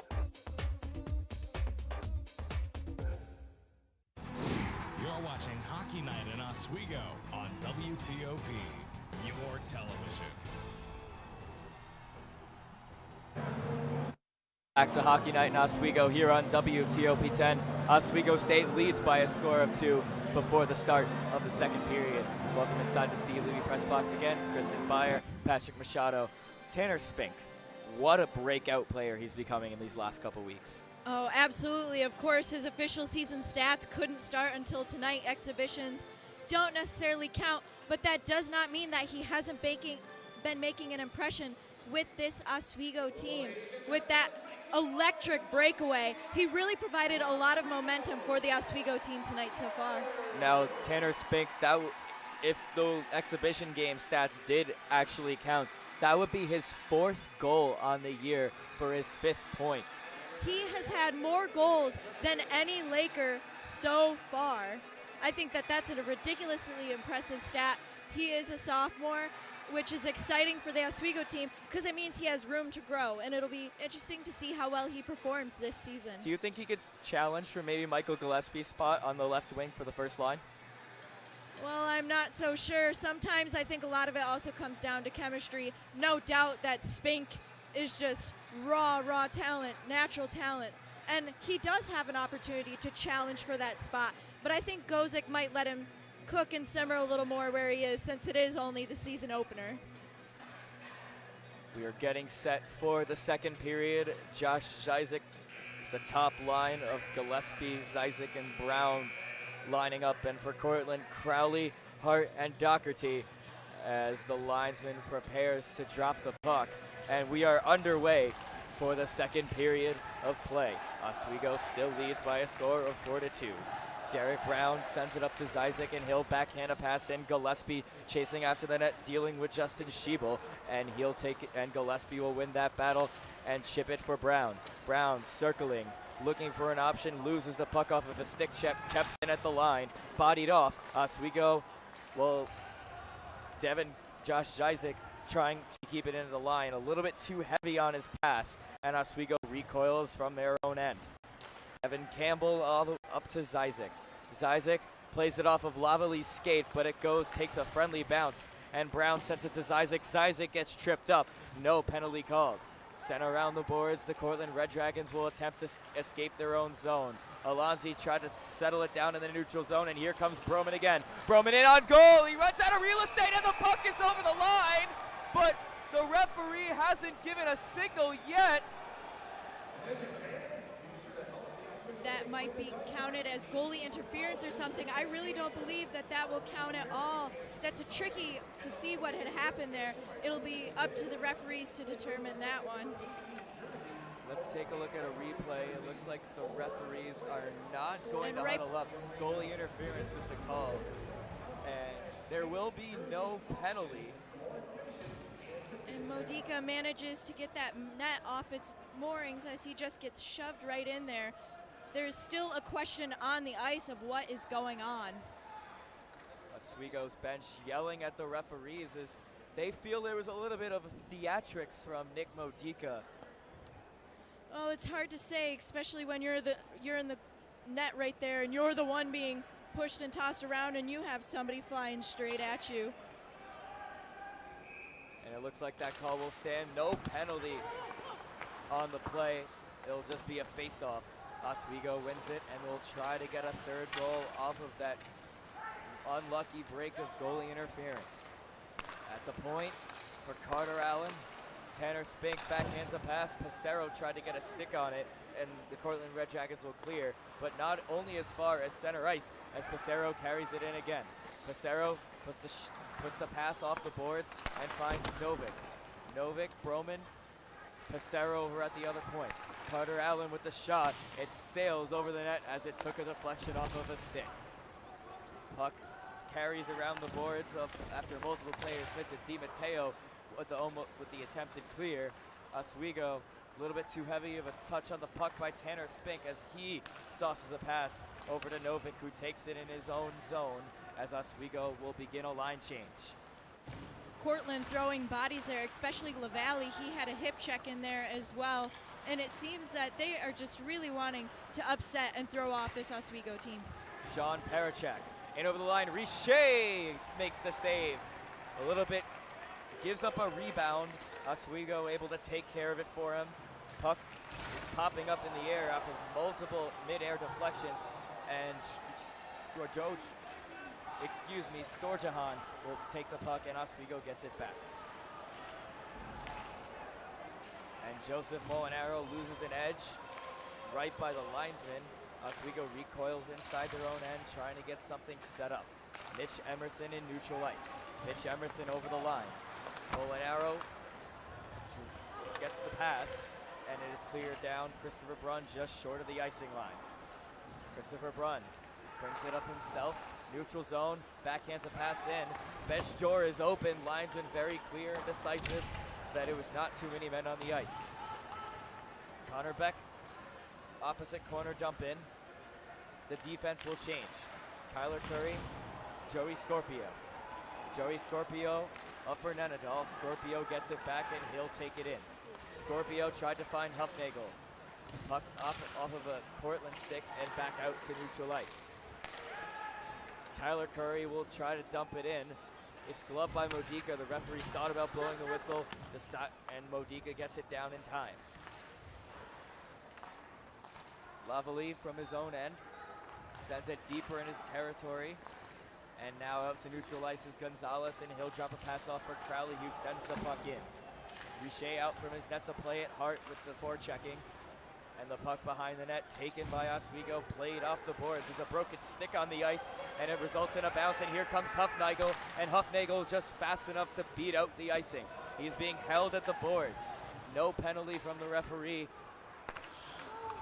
and gives it away to Gonzalez. Good poke check by Brown, and Gonzalez gets it back and plays it off the glass of the timekeepers and down into Oswego territory.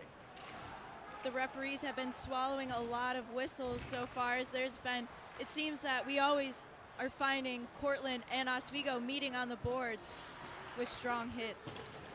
Gillespie behind the net, he's able to shake off his defender, Novik, from his skate to his stick, and they're unable to do anything with it as Gatos, the pass intercepted by Zizek, and he's taken down by Hart. In over the line is Crowley for the Cortland Red Dragons.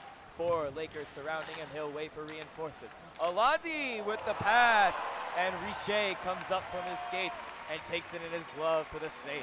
Richer looking pretty nimble there in order to get that puck into his glove. I think that's a little bit of stroke of genius and speaks to his training a little bit. Wasn't expecting to see that on the ice today. Great. It was a routine stop for Richer.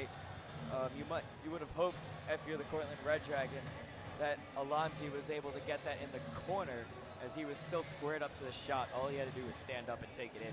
Absolutely. And it looked a lot better than that chest rebound that he gave away earlier that gave Cortland an opportunity. This is just David Richer's second game in the net. He played 1 period in the exhibition game against Nazareth, was missing from the lineup last week due to family matters, and now he is back in net for the SUNYAC opener, and he's perfect so far, stopping 8 shots from the Cortland Red Dragons. Oswego wins the faceoff. Christopher Brunn tried to escape, and Belo is able to take it, but not for long, as Tanner Spink over at the near half wall rather. Pissarro has the puck in neutral ice. He'll backhand a pass to Broman. Broman the shot, and into the chest of Nick Modica. Broman with yet another shot. You saw that he collided a little bit with Modica earlier. It was the case of potential theatrics there. But he is absolutely hungry for yet another goal tonight. He is starting off his season incredibly strong. Offensive zone face-off draw for Oswego. Emerson wins it. Nenadal takes it over at the near corner. Molinaro skate keeps it in for the Lakers. Mitch Emerson backhands a pass. One-time shot. Pelnick goes wide of the post. Josh Nenadal over at the far half wall sends it to the corner for Molinaro. Molinaro backs to the point for Christopher Brunn, who plays it off his skate. Molinaro gets it back. Backhands a pass in for Emerson. Emerson, it goes up onto the boards, and Emerson takes it back again. The shot and a flashy glove save by Nick Modica. Absolutely beautiful chance by Emerson there. He has been putting in a lot of work down and around the net this game, which is his signature style of play, and that'll be very important for the Lakers going on, especially as this game gets more and more physical. 14:26 to go in the second period. Oswego still leads by a score of 2-0. Shots 18 for Oswego. Cortland has 8. And here comes Shiori. Shiori tried to center one.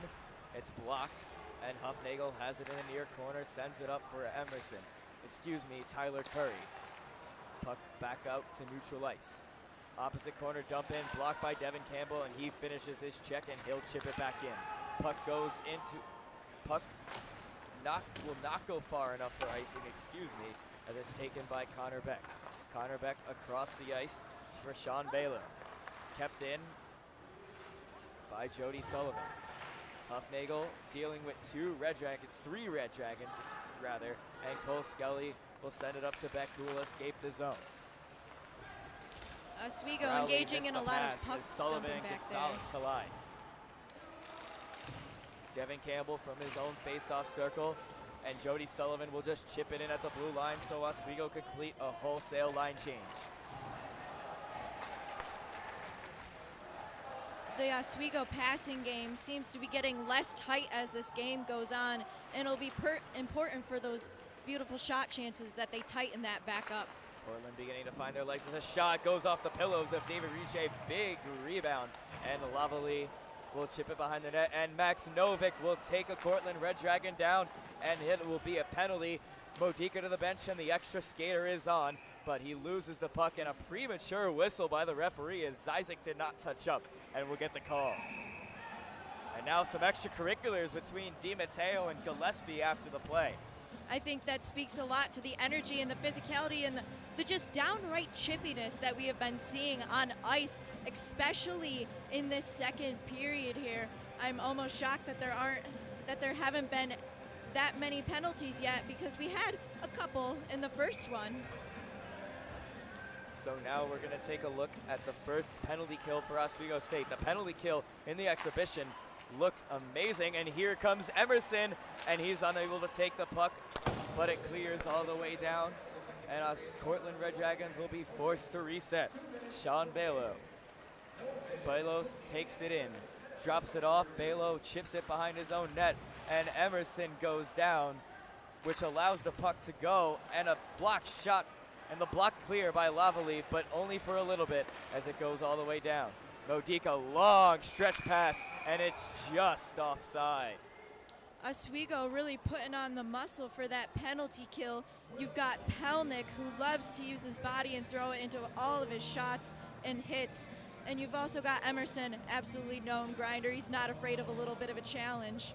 Intentional offside rule coming into play now, so Oswego will have an offensive zone face-off with 1 minute and 20 seconds to go in the Novick hooking call. And Scorpio backhands it. Just looking to clear to get it out to neutral ice, so Oswego can clear it again. Devin Campbell across the ice. Tyler Curry couldn't handle the pass cleanly, but he is eventually able to play it off the glass and send it down. Scorpio aggressive on this penalty kill as Storjahan unable to take it in and sent all the way down again. Oswego's penalty kill perfect so far. Us and the Red Dragons will set up from behind their own net. DiMatteo up to Crowley. Crowley takes it in. Crowley will send it all the way around the glass to the other side for Parachuk, and Parachuk has it against the boards, dealing with Carter Allen. The Red Dragons take away, and here's a 2-on-1 shorthanded chance. Zizek, he's moving in, and a backhand shot into the chest of Modica, and he's unable to handle it cleanly, so he'll fall on it and cover. Zizek with the absolutely huge opportunity there, almost had a shorthanded goal himself, trying to prove his might as one of the top scorers on this team, and he had an absolutely great opportunity, and Modica was just able to get himself on that. As you watch, he's doing some moves, and Modica, he almost loses it for a second and then just neatly slaps a glove on that one. Behind his own net, maybe time for one last rush on this power play. It's sent over to the left wing, and it's chipped in. Belo Elkstown. Players going down, 2-on-2 scrum in the corner. Carter Allen comes away with it, and he'll skate away to try to find some room, and he'll chip it off the glass and down. And here comes Molinaro, gets past his defender and backhands a shot. And that one goes off the mask of Nick Modica as Max Novick comes back onto the ice, and Oswego kills off the penalty. Oswego with so many impressive shorthanded opportunities. You wouldn't even think that they were on the penalty kill at all if you didn't count the number of men on that. Pressure from Nenadol, and they're able to keep it into the zone. Tanner Spink.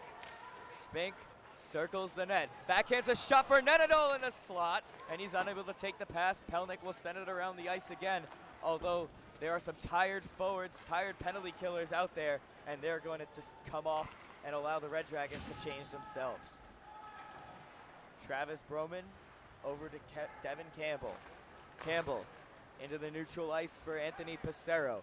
Pissarro chips it on the wing for Travis Broman, who almost loses an edge and goes crashing into the boards. Another 2-on-2 scrum. Pissarro, Broman, and Oswego comes away with it. Devin Campbell, but a nice poke check, and here comes a breakaway for Alex Storjahan. Shot, and it goes off the post.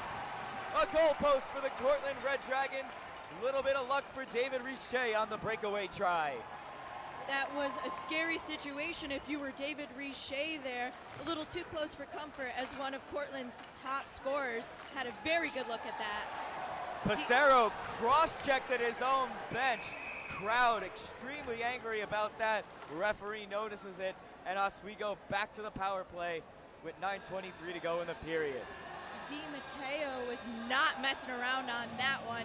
He had some serious intent with that stick, and now you can see him. He is taking a small trip to the box. 2 minutes cross-checking on that. Was lucky that he wasn't a little bit closer to the board, so we could have had a potential for an injury on that play. So here comes the third power play opportunity for Oswego.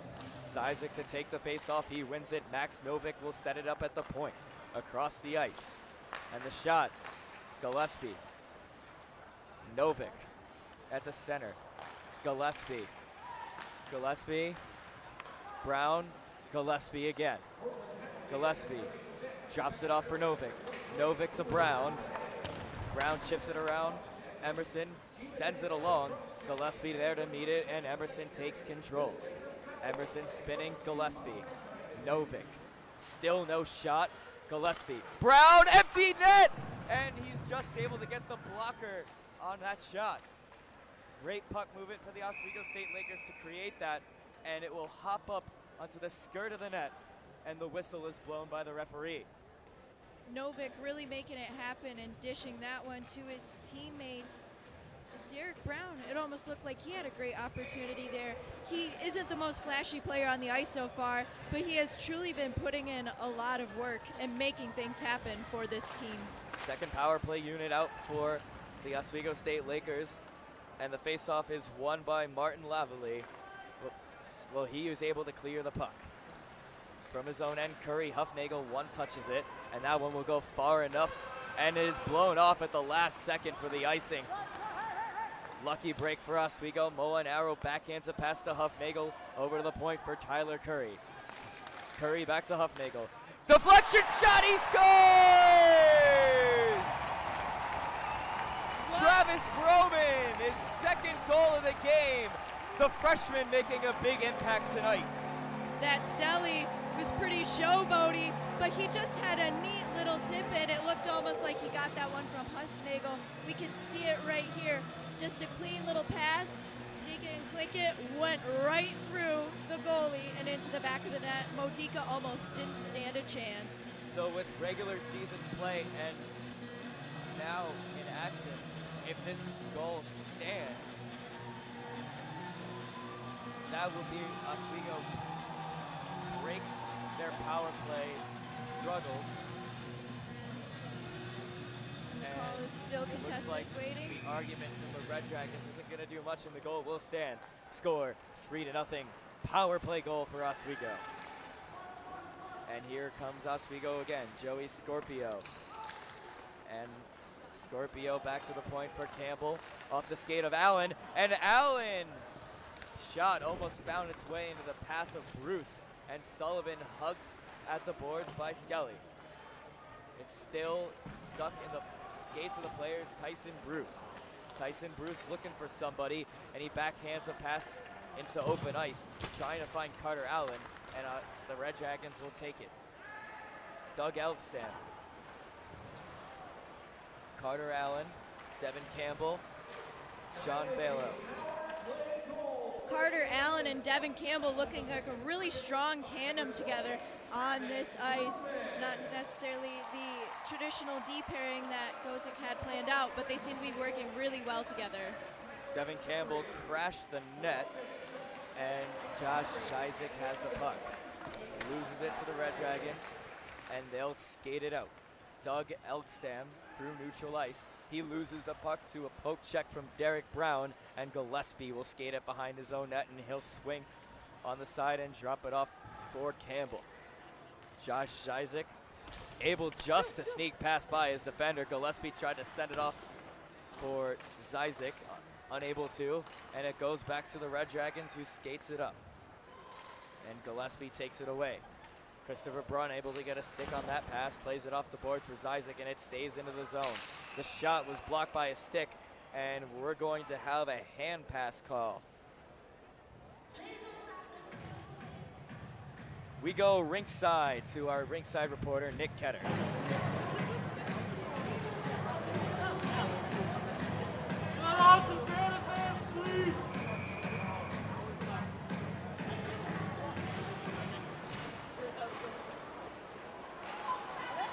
There's Spink. Charlie Pelnick again, he'll chip it in. Broman will play it down with his hand. Broman trying to center, puck is still loose, it's bouncing, and it is cleared all the way around for Jacob Gatos. Anthony Pissarro. Pissarro again. Pissarro slapper from Pelnick, and it goes off of Doherty and goes wide. Pissarro in the far corner. Pissarro looking to find a forehand, and the puck gets too close to the crease, and Modica covers. There was a lot of activity, a lot of action in it. Modica looked like he was almost surrounded a lot by the Red Dragons themselves. Broman had tried to do a successful screen attempt earlier, but the puck still went wide. Just under 6 minutes to go here in the second period. Oswego leads off of the second goal from Travis Broman, third in the game. 3-0 is the score from his own end. And brings it in. Tried to center it, and the diving block by Max Novick prevents the cross-ice pass. And here comes Max Novick. He sends it up into the neutral zone. Molinaro in over the line. Molinaro the shot, he skies it, it catches the glass. And given back away, Hayden Hart. And chipped in by Sean Parachak. Parachak gives chase. Oswego will send it up to Nenadal.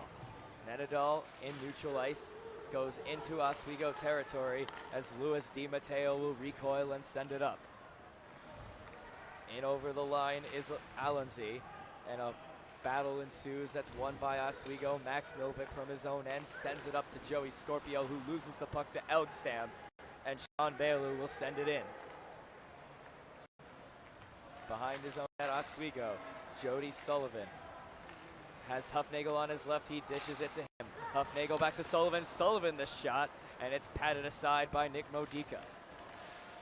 Sean Bailu given away to Oswego, trying to carry it out by himself. Jody Sullivan in again. Sullivan the shot, gloved, and he drops it. Oswego unable to take advantage off of another rebound miscue by Nick Modica. Modica, it almost looks like he's having trouble either seeing it or just even operating those pads, but he's been giving a lot of rebound opportunities away. Long dump and attempt by Parachuk, catched by David Richer, and the face-off will happen to the right of him. Richer using that glove tonight when there are shots on him. The shot disparity right now is still 23-10. Oswego just outpacing Cortland. Isaac wins the face-off off the tie-up, and Campbell sends it around. Derek Brown novelly takes it away for the Red Dragons. Beck unable to get a stick on it, and Oswego will send it around the boards. Di Matteo chips it in, and Cortland will try to set up a forecheck. Gillespie at the circle, sends it cross ice and sent up into the neutral zone. Derek Brown. Derek Brown has 2 defenders, and he'll look over his options, tries to cross it, and Oswego will crash into the net. 2 players battling, knocks it off its moorings. Oh, and it looks like it's starting to get a little heated over there. Who knew that knocking off the net would get that intense? However, that's just the name of the game for this period, all the physicality that has been occurring so far. Cortland taking offense to the way that Oswego is crashing Nick Modica, and they'll try to stand up for their goaltender, as any team would. Absolutely. Got to stick up for your goalie. At the end of the day, he's the one who's got to keep those pucks out of the net. Face-off just outside Cortland territory. Anthony Pissarro will take the face-off. He's got Spink on his left, and the linesman will blow it dead as the referee is as Ed Gosick is talking to the referee. And it looks like we're going to have a discussion now. What do you think they could possibly be talking about? Well, Gosick probably wants a penalty for roughing, maybe, off of the extracurriculars. But usually when we see that, we just see the referees take 1 and 1. Absolutely. We're still waiting on that decision from the referees. And here comes the replay of that play. Referees Tom Lynch and Will O'Malley in the meantime. Now the linesman is going to come over, and we'll just have to wait this one out.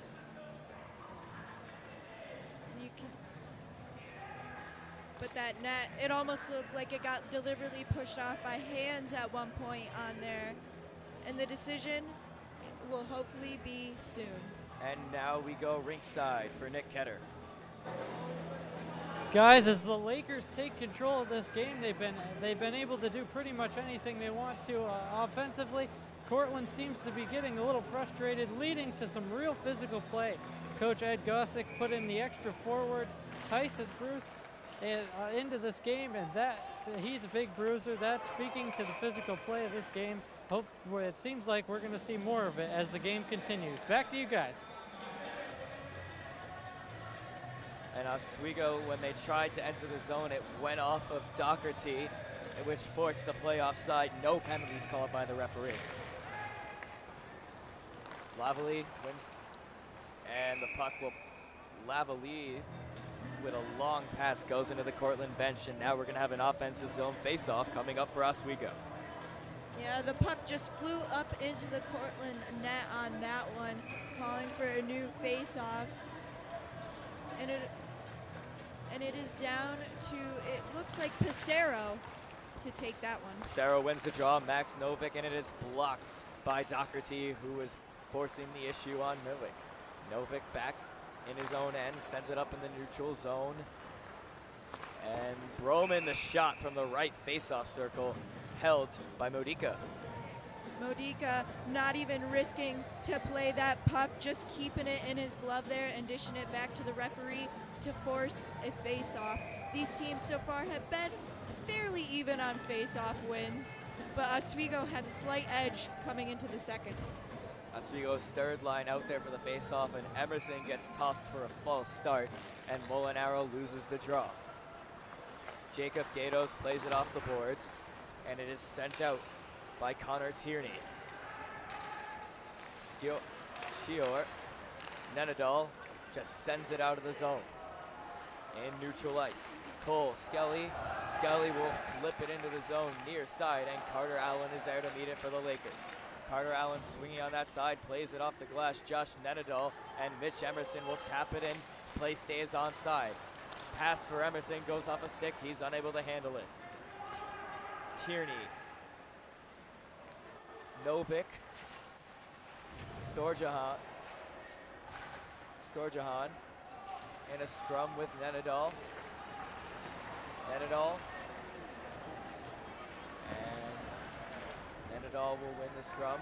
Novick sends it off to Allen.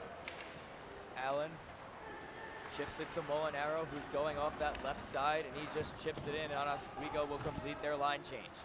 Molinaro in there. Tyson Bruce meets the puck. Tyson Bruce, Jody Sullivan and Modica flashes his glove and slaps the puck away from the goal. Jacob Gatos blocks the clearing attempt. Aaron Huffnagel. Huffnagel trying to find a path to the net, loses it to Skelly. And in the far corner,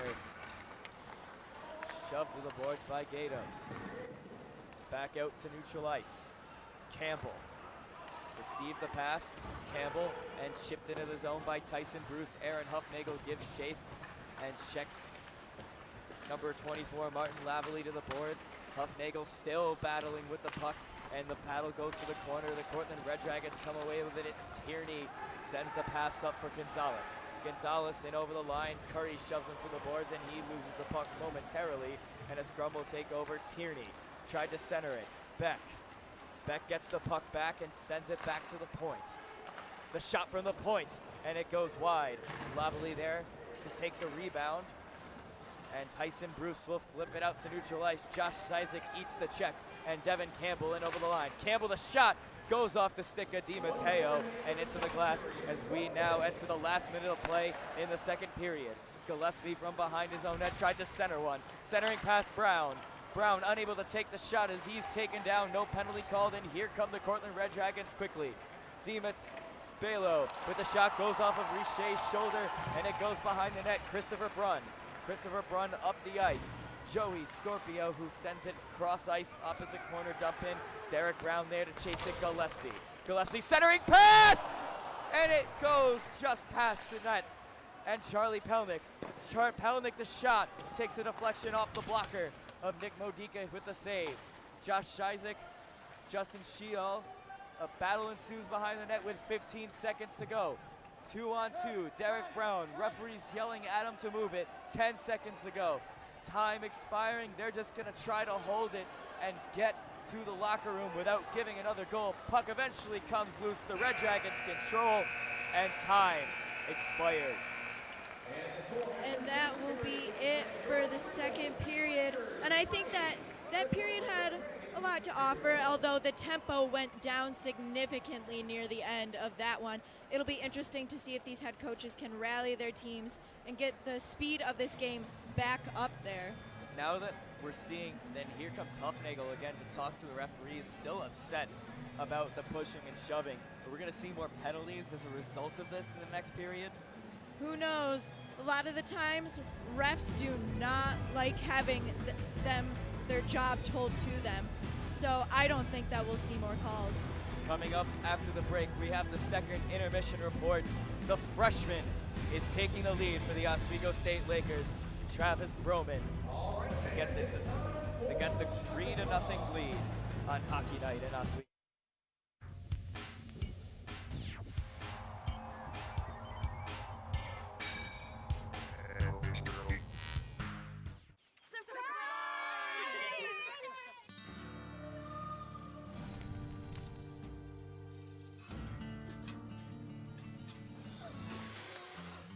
Preventing wildfires. That's all Smokey wants for his 70th birthday.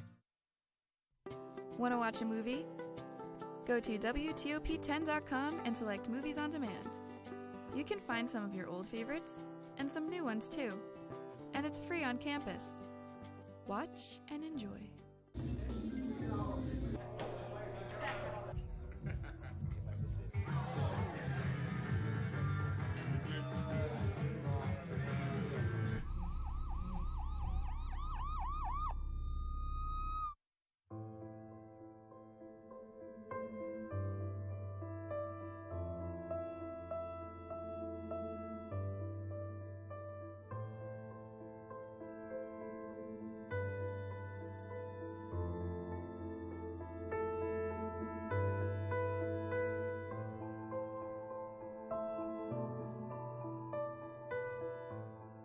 Hi, I'm Anthony Citron, and for one view a day, you can help producers at WTOP get the recognition they deserve for their work. For just 30 minutes a day, you can help these students make sure their work does not go unnoticed. Please, click the link below and help these students get the recognition they deserve. All it takes is one view a day.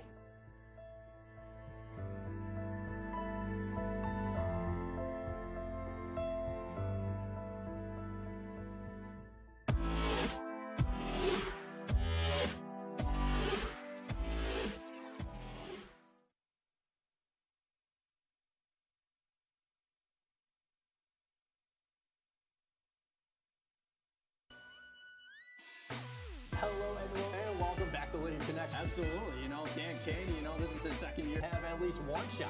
But communicate and just, you have to go back to the basics. Absolutely wrong. Because right now, 1-2 in the SUNY Aspen. If you can win both of those games, sick and tired, Brandon. If the other team can win 1 point, Dave Vanderbilt. Oh, absolutely. Come on. Just give me the 1-0 lead, all right? No. Or watching Laker Connection. Connections here on WTOP 10.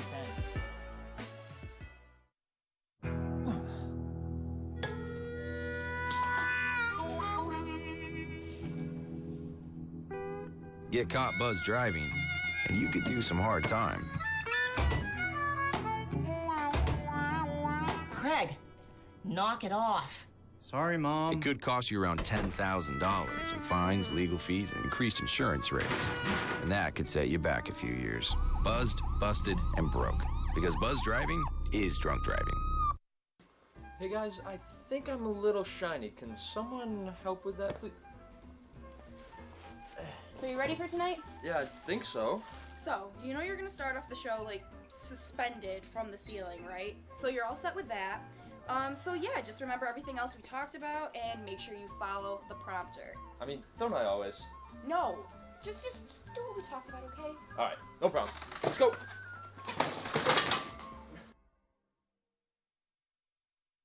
It's a beautiful day out here. Sunny today with light breezes, giving way to clouds in the afternoon. We could see some light precipitation to moderate precipitation later on, followed by powerful storm-like conditions. 90 miles per hour winds are expected. Authorities are asking everyone, stay indoors. Come on, that's it. Let's go.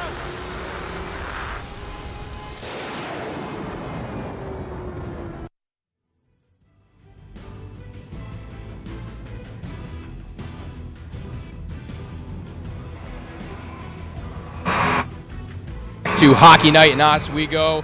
We're at the second intermission of the evening. Lakers up 3-0 on Cortland. And Jake, let me ask you, what are your takeaways of the second period? Well, this Oswego team has been very aggressively, offensively. They are doing a great job, especially with the first line. What I said is that from the last intermission report, I said that this first line needs to be more aggressive, and that's what they did in the second period. I know that they didn't score any goals, but you gotta like the physicality. Like, definitely very physical. Dylan, how about you? What did you take away from that second period? Yeah, I mean, I agree definitely. I thought they were continuing to push the puck. Cortland had a few good chances, but I think overall, Oswego continuing to dominate the game. They're the aggressor, and I think Cortland's following behind them, and that's not how you win a hockey game. Although they did follow behind them, Cortland did play a lot better in that second period. Let's go take a look at the one goal scored by Travis Broman. First of all, a beautiful pass from the point by Aaron Huffnagel. Puts it right on his stick, and a great redirect. Travis Broman makes no mistake. How about this kid? His first game, 2 goals now. He looks phenomenal. Definitely the right choice to be put in that second line. Let's take another look at that goal, shall we? You get another look here. That's not a shot. That is a pass, and a perfect pass by Huffnagel, and a nice redirect. And one thing we wanted to note here, they went 0 for 2 on the power play in the first period, so they mix up the lines. They go Huffnagel playing with Broman and Placero, Tyler Curry at the point, and it works. They get the first goal on the power play. First power play goal Cortland's allowed, so it seems like they might have figured out the recipe for success here. Yes, Cortland is 9 for 10 now on the season in power play penalty kills. And, you know, they mixed up the lines for that power play, like you said, and it benefited. They scored, and it was very good. Now, Richier, he cleaned up early, and he did a great job in the second period, didn't he, Jake? Oh, yeah, he did. He really did. Wonderful job. Looks a lot more comfortable in the net like we saw. Cortland did have some opportunities. They did have some breakaway chances, but once again, David Richier was able to win the mental toughness and was able to stay strong in the net as he was able to make some remarkable saves. And with those opportunities that Cortland had, what can they do now in the third period? Down 3 goals. What can they do to come back and even tie this game up? Well, you got to get Douglas Elsom going. He was he's been starting the breakaway opportunities. There was one point where Oswego was going to make a line change. They were going to go from their second line to their third line. Douglas Elsom was right out there. Medica was able to read a pass, give it out to Elsom, and his left skate was just past the blue line, and man, oh man, if he was just right on that line, it would have been a golden opportunity for Cortland to get on the board. Definitely. We're going to take a look at the stats from the second period. Yeah, looking at this, Oswego very aggressive offensively, like we said, all throughout this contest. 22 shots, 33 of those attempted shots, and face-offs. We didn't think that they made the adjustments of winning face-offs compared to the last time. Carlton and Nazareth were having the advantage of that. They're a little bit more aggressive, like we said. 22 face-offs compared to Cortland's 15. And Cortland not really putting a lot of shots up because they've been dealing with the puck in their zone. They're having a hard time getting it out, Mike. Yeah, that puck has been in their zone. It was there almost the entire second period, and that needs to change for the third period. We're going to go to a short break now. You're watching Hockey Night in Oswego on WTOP 10.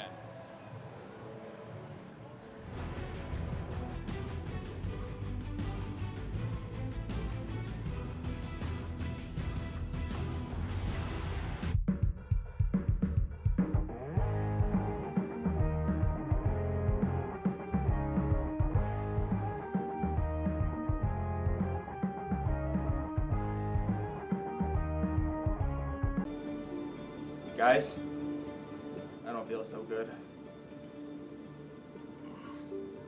Shouldn't have had that chili for lunch.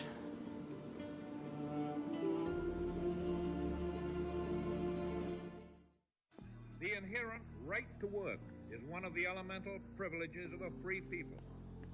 Endowed, as our nation is, with abundant physical resources, and inspired as it should be to make those resources and opportunities available for the enjoyment of all, we approach re-employment with the real hope of finding a better answer than we have now. Donate to Goodwill, where your donations help fund job placement and training for people in your community. There are 16 million children struggling with hunger in America. That's 1 in 5 daughters, sons, neighbors, and classmates who don't know where their next meal is coming from. Yet billions of pounds of good food go to waste every year. It's time we do something about it. Feeding America is a nationwide network of food banks that helps provide meals to millions of kids and families in need. Visit feedingamerica.org to help them feed even more. Together, we can solve hunger. Together, we're feeding America.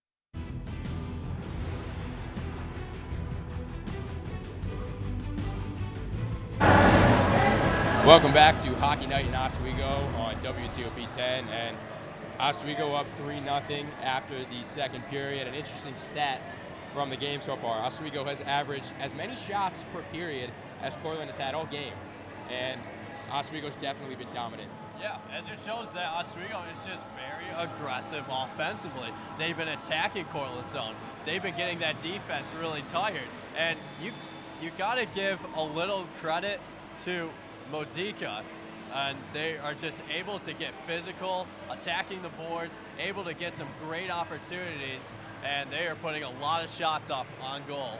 Definitely. Yeah, absolutely. I think they're definitely being the aggressor, not only in terms of pushing the puck, but in terms of physicality, especially on the forecheck when they dump in. They're not afraid to go in and lay that hit on the defenseman and get in the scrum against the boards, and that's huge because when you're able to do that, you're able to hold the puck against the boards for even just a split second. That gives your teammates an opportunity to come in there, get the puck, and maintain possession in the offensive zone. Yes, and there were a lot of chances that were taken away from Oswego, from Cortland, and vice versa, same thing. Cortland has taken away chances from Oswego due to the physicality. There's been penalty after penalty, and Oswego capitalized on this penalty, and Cortland could not get the kill. this time around. Yeah, no, they really couldn't. It was just one more of those things. Like Dylan noticed that Ed Gosek decided to make that change with the line, and I thought it was a good strategy. Why not? You're up 2-0. Let's give this a try. If nothing else is working, hey, we're going to make adjustments. That's what Ed Gosek did, and that is how Hofnagel to Broman, that connection was able to happen as Oswego is up by a score of 3-0. Yes, and a big part from Richier on the Oswego end, but let's talk a little bit about Modica. How has he done in the first 2 periods? Although he let up 2 goals in the first period, what can he do in the third period to make it better? Well, he struggled in the first period, giving up those 2 goals, just like you said, Mike, but he's keeping his composure in the second period. Yes, I understand that he did give up that power play goal, but Oswego just being very aggressive offensively, taking so many shots. This defense just does not have an answer. They can't get the puck out of their zone for the Red Dragons, and it's just giving Oswego a bunch of chances. You got to give Modica a lot of credit, though, Mike. A lot of credit. And the first period, he was right in front of that Oswego crowd, the student section, who were giving him everything. Yeah, honestly, let's see if the heckles keep coming. He was down on our end, and this crowd has been a bit silent. So let's see if he's able to keep his composure in the third period. Should be interesting, Mike. It definitely should be interesting. Dylan, is there anything left for Cortland to hope for the third period? I mean, they're in a tough spot. I think they need to try to draw penalties and try to maintain possession in the offensive zone. That's something they haven't really done, even when they have a couple good scoring chances. They had a couple breakaways, but mostly it's just one and done, one shot, and then Lakers are able to clear the zone. They need to be able to maintain possession and get several shots back to back to back. Definitely. And we're almost ready for the third period here in Oswego. It's hockey night in Oswego, and the crowd is electric. We're going to go to a break. We'll be right back.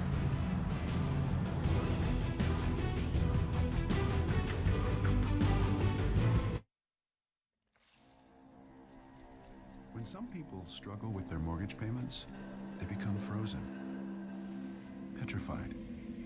Not knowing what to do, they do nothing. But the people who take action are far more likely to get the most positive outcome. Making home affordable is a free government program. Call now to talk one-on-one with a housing expert about the options that are right for you. Real help, real answers, right now.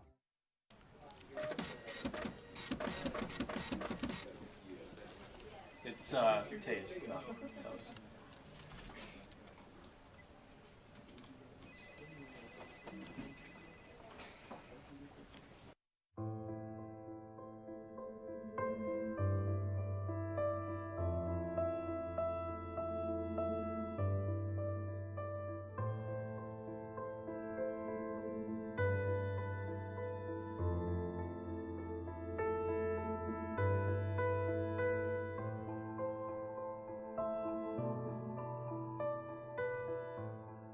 Hi, I'm Anthony Citron, and for one view a day, you can help producers at WTOP get the recognition they deserve for their work. For just 30 minutes a day, you can help these students make sure their work does not go unnoticed. Please, click the link below and help these students get the recognition they deserve. All it takes is one view a day.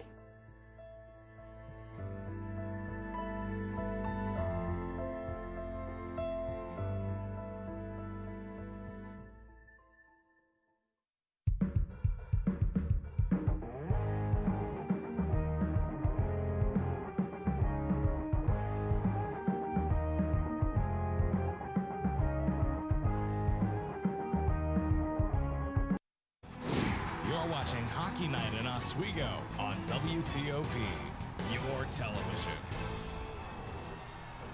Welcome back to Hockey Night in Oswego on WTOP 10 TV. As you can see, an electric crowd here tonight is propelling Oswego to a 3-0 lead. 24 shots on goals for the Lakers. They are dominating this game in every way they possibly could want to. That's leading to some physical play from both sides. For the third period, we could see some more physical play and more goals from the Lakers. So we're going to send it back to the press box for more analysis and the third period. And welcome back inside the Steve Levy press box, getting set for the third period of play with Kristen Beyer, Patrick Machado. Let's talk about the play of Travis Broman. Last week against the Carleton Place Canadians, his former team, he received the first star of the game, which, as far as statistic-wise purposes, is generally a fun stat. But upon video replay of Tanner Spink's goal, the official scorers decided to add an assist and give the primary assist to Travis Broman, making this his third point on the night. He has made his mark on every point that the Lakers have scored tonight. 2 goals, 1 assist, like you mentioned, was added in there.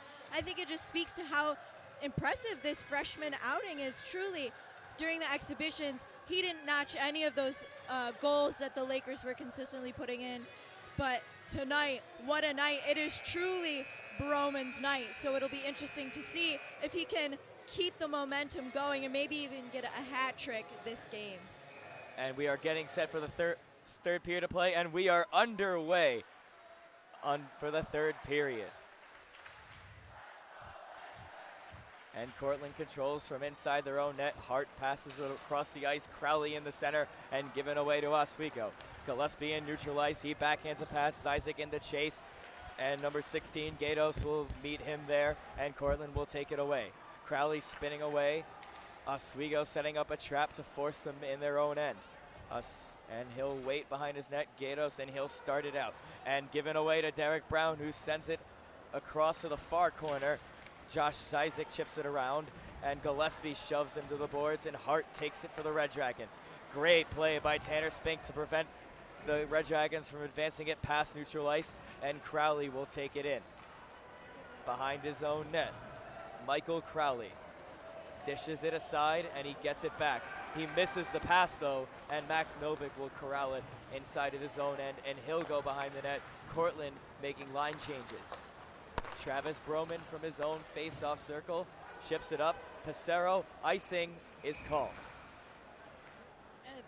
The goalies so far for the first 2 periods, Modica's almost seemed like he's had a pretty rough time of it since Oswego has scored 3 times on him, but he has also handled 24 shots, a lot more than Riche has seen so far. So you could argue that he's doing just as well, but I don't think you can. Yeah, you mentioned that, like, as Travis Broman takes it in. Travis Broman looking for the hat trick, and the shot was blocked off of his stick. Carter Allen through a deflection by Pissarro, and Modica is able to take it. Absolutely, and that was a good eye that Modica had on that one. He was able to save it. But I think that this Lakers team, they have 3 points, but they want more for sure. And I think Brown, although he hasn't been making a huge splash on this ice, he's been proving himself so far, and I think we'll see more of him as the game goes on. A much stronger team on paper than the Cortland Red Dragons. And yes, they do want to continue to keep getting goals. Although the playoffs is a long way from now, one of the tiebreakers in determining seeding is goal differential. So Oswego can take advantage and get a really big one as Molinaro's shot. Flashy glove save, Modica. Modica looking in absolutely tip-top shape on that one. Just the quick snap of that glove down was so impressive. A quick flick of the wrist will get his face off to the left of Modica, and Emerson will take it. And for the Red Dragons, Parachuk will win it. Josh Nenadal on his knees keeps the puck from going in, but they're going to rule that a hand pass, and the puck will come outside the zone. That is the second hand pass call of this game. I haven't seen that many in a very long time. So what does that mean? I think potentially it just means that these teams really want it, and they've been using their hands, their arms a lot for checking, hitting, and apparently even passing. Well, that's another rule of emphasis that the NCAA and their summit this summer decided to change. More like, not really exactly change it, but redefine it. Now when players get the puck, they'll have to drop it immediately And if they don't, it will be a 2-minute minor for delay of game. Obviously, the hand pass rule is unchanged, but with a greater emphasis of the use of hands, we might be seeing more hand pass called as well. And the puck will pop into the bench of the Cortland Red Dragons, and it looks like the faceoff will be coming back inside Oswego territory. Absolutely, and you can see the fresh legs coming on. Not quite sure the call that was made there. However, Oswego will be looking to win yet another faceoff. False start on the faceoff, and Scorpio will be kicked out of the draw. Huffnagel will take his place. Huffnagel loses the faceoff. The Cortland Red Dragons control. Lamely dishes it off, and Charlie Pelnick shoves him off the puck. And we could have an odd man rush if they hurry. Scorpio dishes it off for Huffnagel. Huffnagel tried to center, and he runs out of real estate trying to find Sullivan on the other side. Pelnick will chip it around the net. Jody Sullivan dealing with it over at the right, the near half wall, and the puck comes out to center. Pelnick will chip it in. In to chase it is Huffnagel. And Luis Di Matteo. Huffnagel looking for a shot. He shoots! And it goes high of the net. And Scorpio will take it and send it around the boards where Red Dragon is there to take it. Overland chips it in. Christopher Brunn. Jody Sullivan. He resets. Jody Sullivan carrying the puck. He will gain center and dump the puck in. Oswego changing first line of Isaac Brown and Gillespie. Out for them now as the Red Dragons control from behind their own net. Oswego will set up a trap. Luis Di Matteo starts out, and he'll carry it out. He'll send it to the right. He loses the puck, and Derek Brown will come off of it. 3-on-1. Derek Brown shoots! Deflection, Gillespie, and that one goes wide. Josh Isaac sends it across. Michael Gillespie, the shot, and he shoots wide as well. Puck carries out to the point for Curry. Oswego buzzing. What timer goes off the stick of Modica, and the puck pops up and hits the protective netting for a face-off. Gillespie with some great looks in there, and you could see that Zizek was trying to get on that action too. Just all over that ice, trying to do little bump passes, make it happen for sure. Acero out there with Broman and Spink. Oswego absolutely buzzing right now, and they win the face-off and send it back to the point for Devin Campbell. Devin Campbell, Spink gets a touch on it, tried to send it to Passero, and then kept it at the line was Broman. Great positional play by Broman to keep the attack alive. Alonzi chips it out. Opposite corner dump will not go far enough for icing, so Devin Campbell will have to take it, and he'll swing around his own net and play it off the boards and out to center. Lavalley brings it into his own territory as Oswego now controls. Broman chips it around. Passero takes the puck, and he'll deal with Belo. Puck pops up, did not hit the netting. Referee is very decisive on that. Broman tried to send it over to Passero. Puck pops up, hand, and he drops it. No call. Passero tried to center one, but Broman wasn't able to get up as he was knocked down and was not in the position to receive the pass. Taken down, no penalty. Tyler Curry. Spink takes it. Spink twisting, turning, trying to find an opening. Wraparound, puts it through the crease. No one on the other side. Passero sends it around the boards for Nenadal behind the net. Good sustained pressure. Over a minute now in the offensive zone. Some tired legs out there. Campbell shoots off the pads. Big rebound taken and cleared. Alonzi chips it in, and Cortland will finally get the change they so desperately needed. And Devin Campbell will take it, send it off the boards. Emerson in the neutral zone. Emerson sends it for Molinaro, who gives chase. Justin Schiebel there, and it looks like we're going to get a penalty. Nenadal there going up to bat for his teammate right there. You could see that he was trying to engage after a Laker, it appears Mitch Emerson, was launched onto the ice in front of their own bench. And this call is going to go against the Red Dragons. Tom Ritchie will get the gate. Oswego to their fourth power play that has already connected once tonight. Oswego, Novik has been doing some great things on that power play, and as long as the passing stays sharp, I think that Oswego has another very strong opportunity to sink the puck into the back of the net. Zizik strategizing with Novik as he prepares to take a face-off against Crowley. Puck is dropped, but a whistle, and we'll do it over again.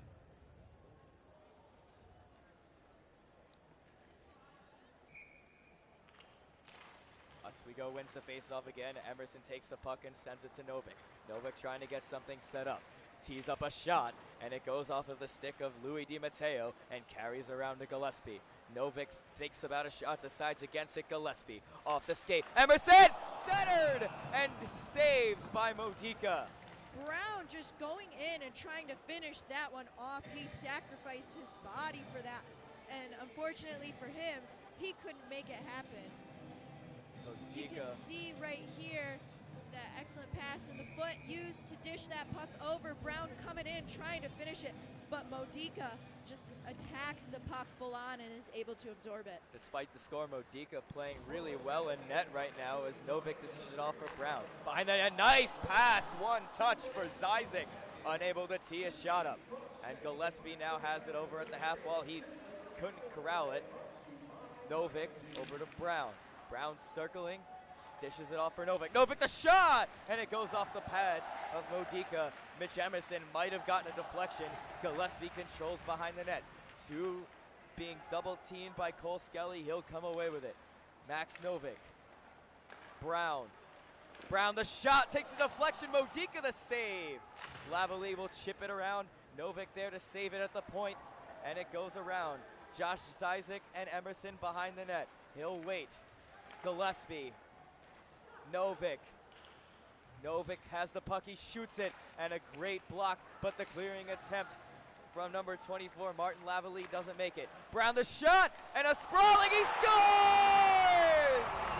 Brown with the shot, gets his own rebound. Modica was sprawled out, and he has an empty net to shoot in.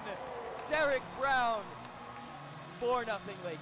Something finally connects for Derek Brown tonight. He's been up, down, all around this ice, making plays happen for other people, and he is able to make it connect right here, slipping it past Modica, right behind that hand as Modica looks like a snow angel on the ice. Congratulations to Derek Brown, who got his first goal as an Oswego State Laker tonight, along with Travis Broman. A lot of firsts tonight. Oswego 4-0. And they control again. Campbell looking to nab a fifth one. Curry chips it in. Curry chases after it. Deals with a forechecking Allensy. Tyson Bruce. Tyson Bruce gets it back off of a one-touch pass from Huffnagel. Joey Sullivan off of a miscue. And here comes Parachek.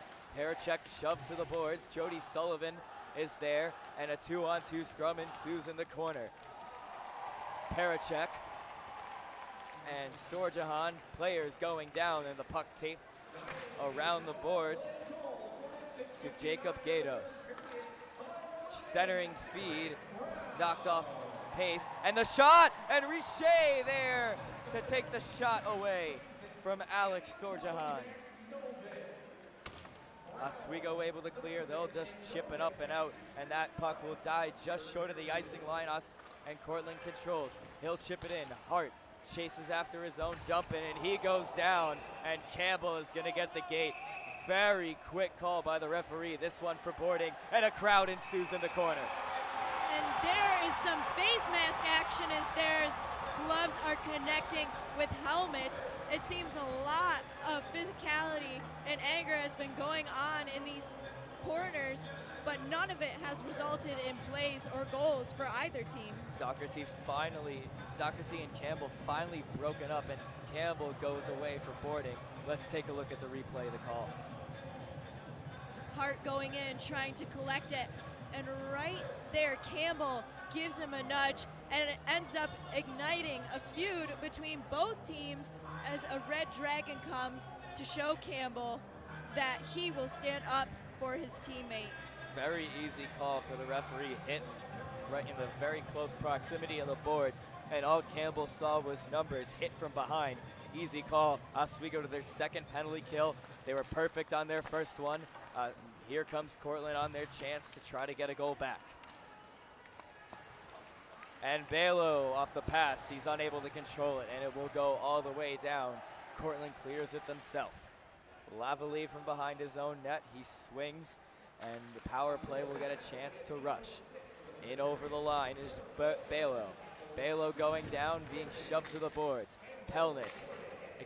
Allen.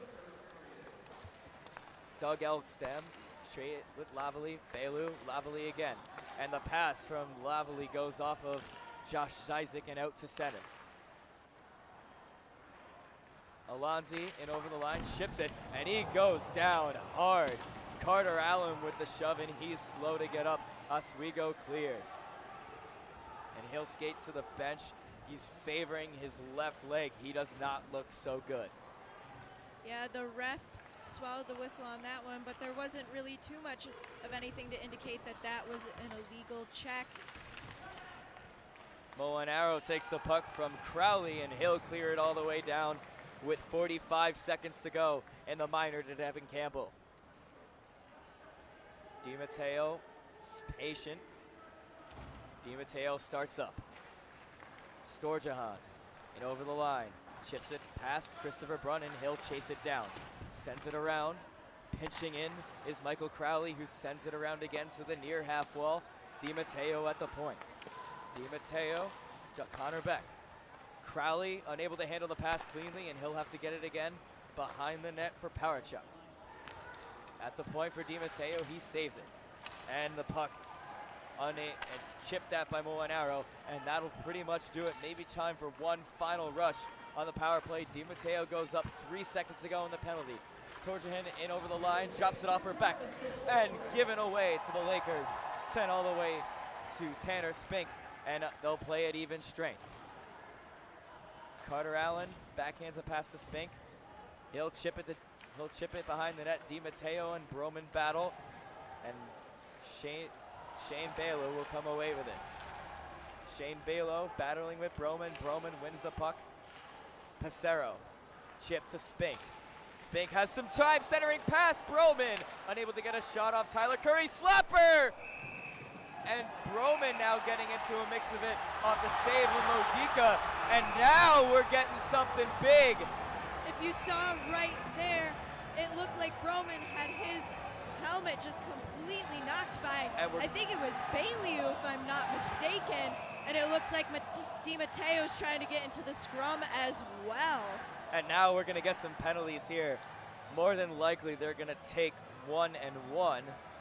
Although the referee pointing at people to go to the box, so we are going to get. And there goes Travis Broman. He'll get the gate. No penalty indication for Cortland, and here comes DiMatteo. He'll be boxed as well. Just in on goal. A little bit too close for Cortland's comfort, and DiMatteo there. Some elbows rough up some and hands exchange, and Broman ends up in the box. Not great news for the Lakers, especially considering his output tonight.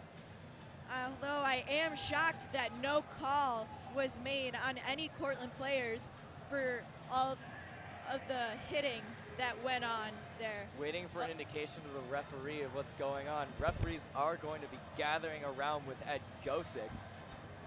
DiMatteo has made his way to the box as well, and it looks like it will be 4-on-4 for 2 minutes unless there are any additional penalties made by the refs. It's a typical call, but Ed Gosick is taking exception to the fact and arguing with both referees, as Broman was going 3-on-1 at a little bit times during the scrum, and Gosick, being comforted by the captain Devin Campbell, is absolutely furious with the decision.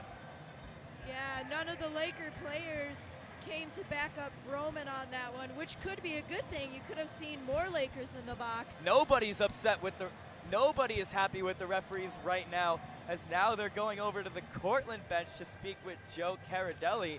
Served as an assistant coach for Gosick during the magical 2007 run to the D3 title. Absolutely. And look at him. He seems pretty heated right now. I'm not necessarily sure what he could be angry about, considering he had 3 guys on 1 Laker, and you could say he got away lucky. His team only has 1 penalty. The the Laker bench is looking pensive and a little bit upset. And you can see Hufnagel is comforting Scorpio as the refs still try to figure this out and talk this situation through. While we have a break in the action, next week, Oswego is away to SUNY Canton on November 9th, and they come home to face nationally ranked Hobart on November 10th. You can catch that game here on Hockey Night in Oswego on WTOP 10. Both sides skating for a side as Broman and DiMatteo both go away for roughing. Reduced manpower situation, more room on the ice. Look, and Parachek dumped by Carter Allen. Nice open ice hit there. Tempers beginning to flare. Carter Allen sends it up to Zizek, and he bear hugs him, and we're gonna get a penalty. This one's gonna go against Oswego. And they touch up and will get the call. A 4-on-3 power play for interference. Modica not getting much of a break on that delayed penalty right there. But 4-on-3. Oswego, you could see that Carter Allen had laid out a stick, but that was not the call that was made. Let's take a look at the open ice hit again. The call is interference, and excuse me, but that's a terrible call. You have to give the benefit of the doubt to the person that's hitting. Give about maybe a second or two before, a second or a second and a half before the threshold of interference is called. He already committed to the hit. With the physicality abound in this game, it's not hard to think that the refs would obviously assume that that would be an illegal hit. Late hit called, 4-on-3 power play, room for a lot of puck movement. And we'll have about a minute 10 of that. The puck pops up, and Josh Nenadal was able to clear. Storjahan swinging back. Storjahan loses the puck. Crowley to the point. Shale. Pass over at the faceoff circle, goes off the shoulder and the mask of Richer. And they'll reset again. Shot into the pads of Richer. And here we go again. Thinks about a shot. Skelly across the ice.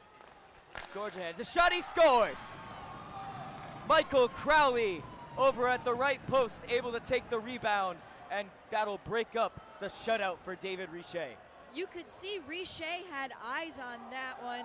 He threw up his arm. It looked like it was going to be in the right position, but the puck just slid right on over it. You can see right here as the puck changes hands with Cortland, they just used that open player. Nobody was on him, and it slips right past Richer. Oswego 1 for 3 on the penalty kill tonight, although, again, 4-on-3, a lot of room out on the ice to make passes. It's a harder power play to defend, and here comes Brown looking to snack one back instantly. Gillespie crashed the net, and Cortland swings again. Justin Schiebel in over the line, puts on a shot, patted aside, and the puck pops loose. Schiebel with a shot, and it goes off of a shoulder and into the corner. And the puck goes off of a stick, and it will go to David Richer, and he'll cover. A little bit of confusion on that last play. The goal light has not gone off behind David Richer, which led to a little bit of confusion up to here in the press box. But now we're going to go ringside with Nick Ketter.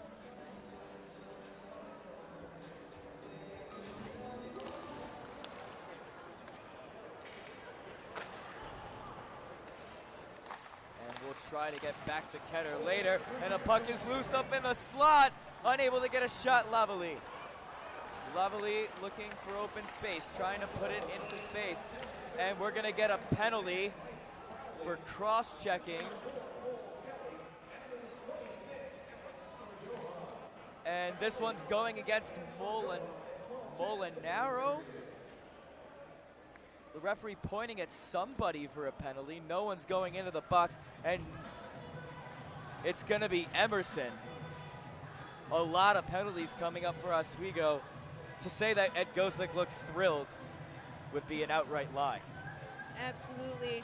But the Lakers, they were also leaving that puck in the middle of the ice just wide open for the Cortland taking, which is not a spot they want to be in either. Campbell controls the neutral ice. He'll send it all the way down as Cortland prepares to go into their fourth power play. Zizek with a shorthanded chance. Puck was bouncing on him. He was unable to get it to lie flat. Modica will come out of his own net and backhand it away from the goal. Zizek over to Curry, to Campbell. He'll backpedal and ship it up and out of the zone. Crowley catches the puck. Sent it to DiMatteo. DiMatteo circling, waiting for his power play to set up. DiMatteo slow to move up the ice, dealing with some stick checks. Could have been slashing for Scorpio with the way the new slashing rule has been called. And Curry will send it around the boards, saved by DiMatteo. Shipped to Connor Beck, and he's shoved to the boards by Tyler Curry. 2-on-2 scrum that the Oswego State Lakers win. Big slap shot Campbell. That one just kept in at the line by Michael Crowley. Behind the nets for Storjan. One-time shot, blocked, did not make its way to the net. Crowley at the point again, Beck. Beck, Crowley, shot, he scores! Crowley from the point, long shot, and it finds the right post. And Cortland strikes again, 4-2. It looked like Richer couldn't even see that one. His positioning was just off. He didn't lift an arm or anything, so there might have been an effective screen on that one. As we look, we can see Cortland just trying to set it up, dish it out, and there was a bit of a screen if you notice back there, and Richer just lets it go wide behind him. He was sort of being screened by his own defender too, who was trying to get into the shooting lanes. If you're going to be in the shooting lanes, you should either block the shot or move out of the way and trust your goaltender to take it. Nevertheless, 4-2, a little bit of a tense moment for Oswego. Gillespie in over the line. New life for Cortland. Let's see if Oswego can nab one to halt their momentum. Max Novick chips it around the boards. Carter Allen will have to pinch it in to save it. Josh Zizek, Menadal, Gillespie. Gillespie controls, point for Allen. Allen the shot, deflection, puck bouncing, and Brown's unable to get a shot on it. And it comes out to neutral ice where it's held by Allen. Zizek takes the puck in, he'll skate it in. Zizek puts on the brakes, and the puck comes out of the zone off of a stick check from Alonzi, and Oswego will reset from their own end. Long stretch pass finds Zizek, who moves in. Zizek drops it off for Gillespie. Zizek again. Tried to put it out in front of the net for Tanner Spink, and behind the net is Gillespie. Tried to center one. A lot of players in deep. Spink able to take it, but only as far as neutral ice, and Oswego will reset and chip it in. Line changes for Oswego. Anthony Passero, Broman going to the left. 2-on-2 scrum in the near corner. Passero goes down. They poke away at it. Cortland wins, and Overland goes down. Carter Allen moving in the slot. Penalty coming up for Cortland. Richer will go to the bench. Brun the shot, deflection, he scores! Excuse me, no! It was on the inside of the post. That was a close call. Cortland touches up, and it's going to be a hooking call. Wow. What a piece of action. You had Broman throwing shoulders over on the boards, and then you have the puck making its way over, just trying to find any open Laker at this point. And it just created mass confusion, which honestly led to that almost goal.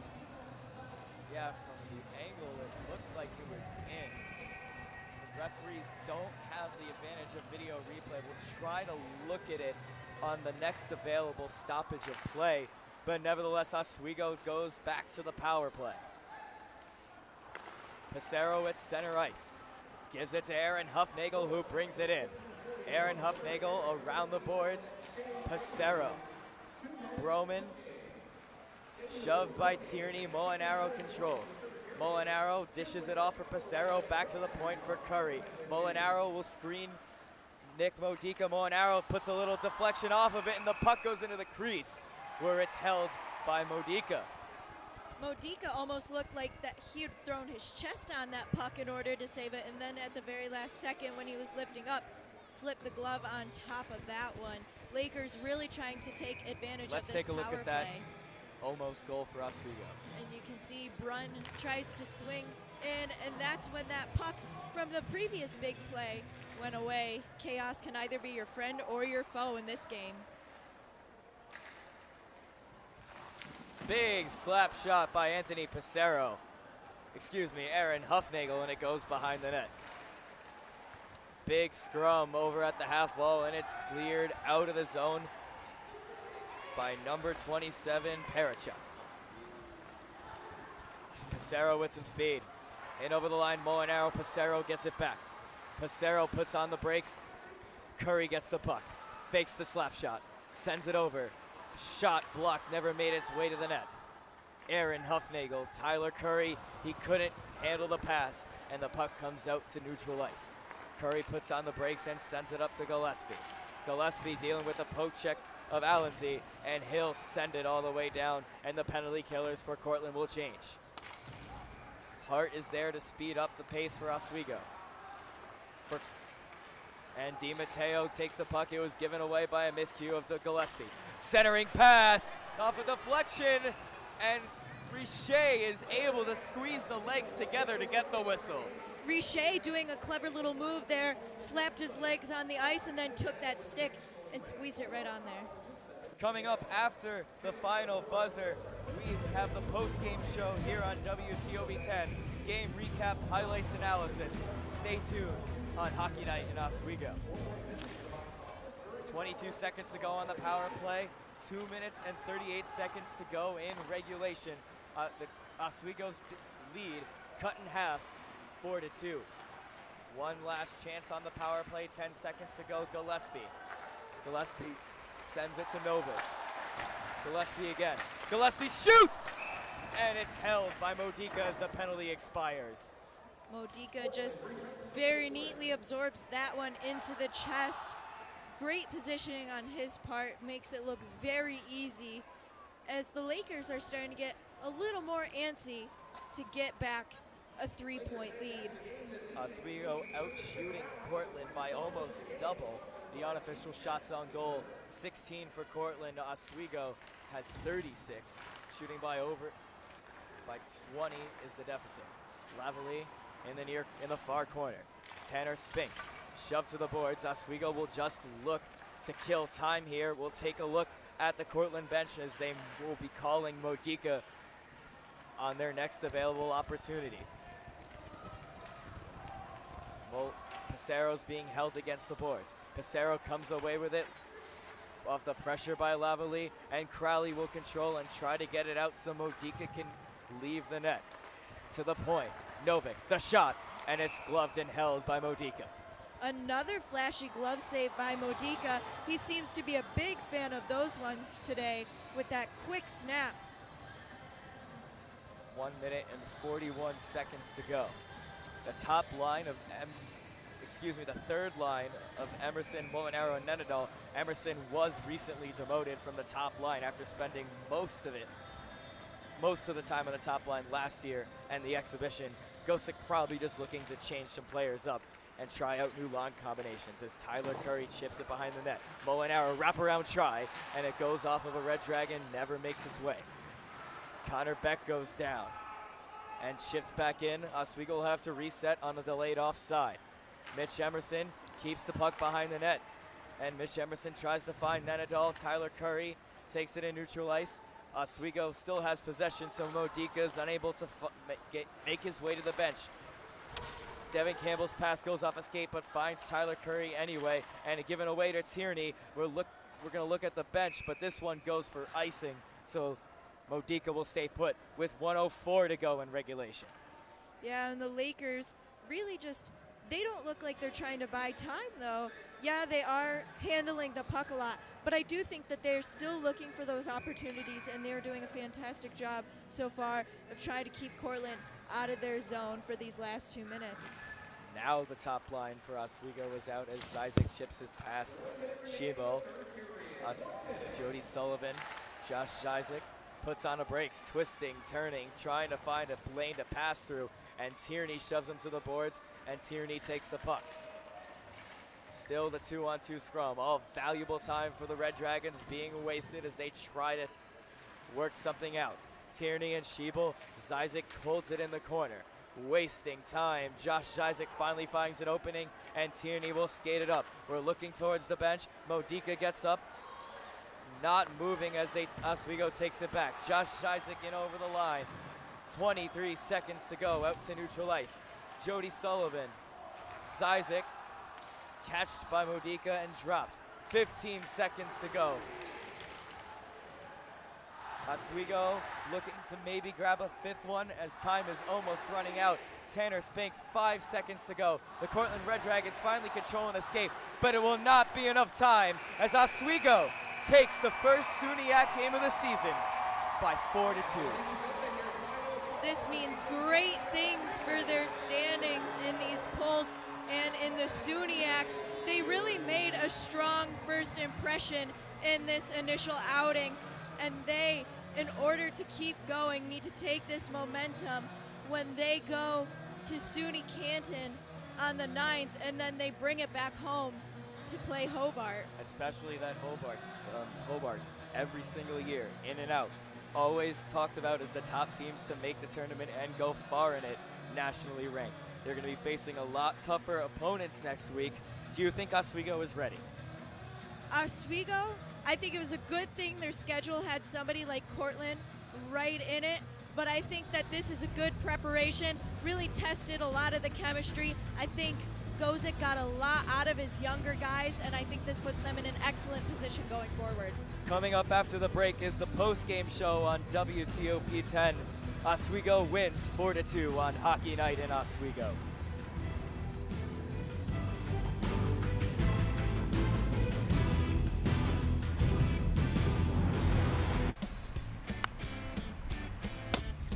You know who's going off in fantasy this week? Drew Brees. Brees with time. You know, you guys are sleeping on Odell Beckham Jr., though. I think he's scoring 3 TDs this week. And it throws it Beckham across the middle. No, tell me, the Bears defense is what's going to go off this week. I mean, holy Chicago Bears.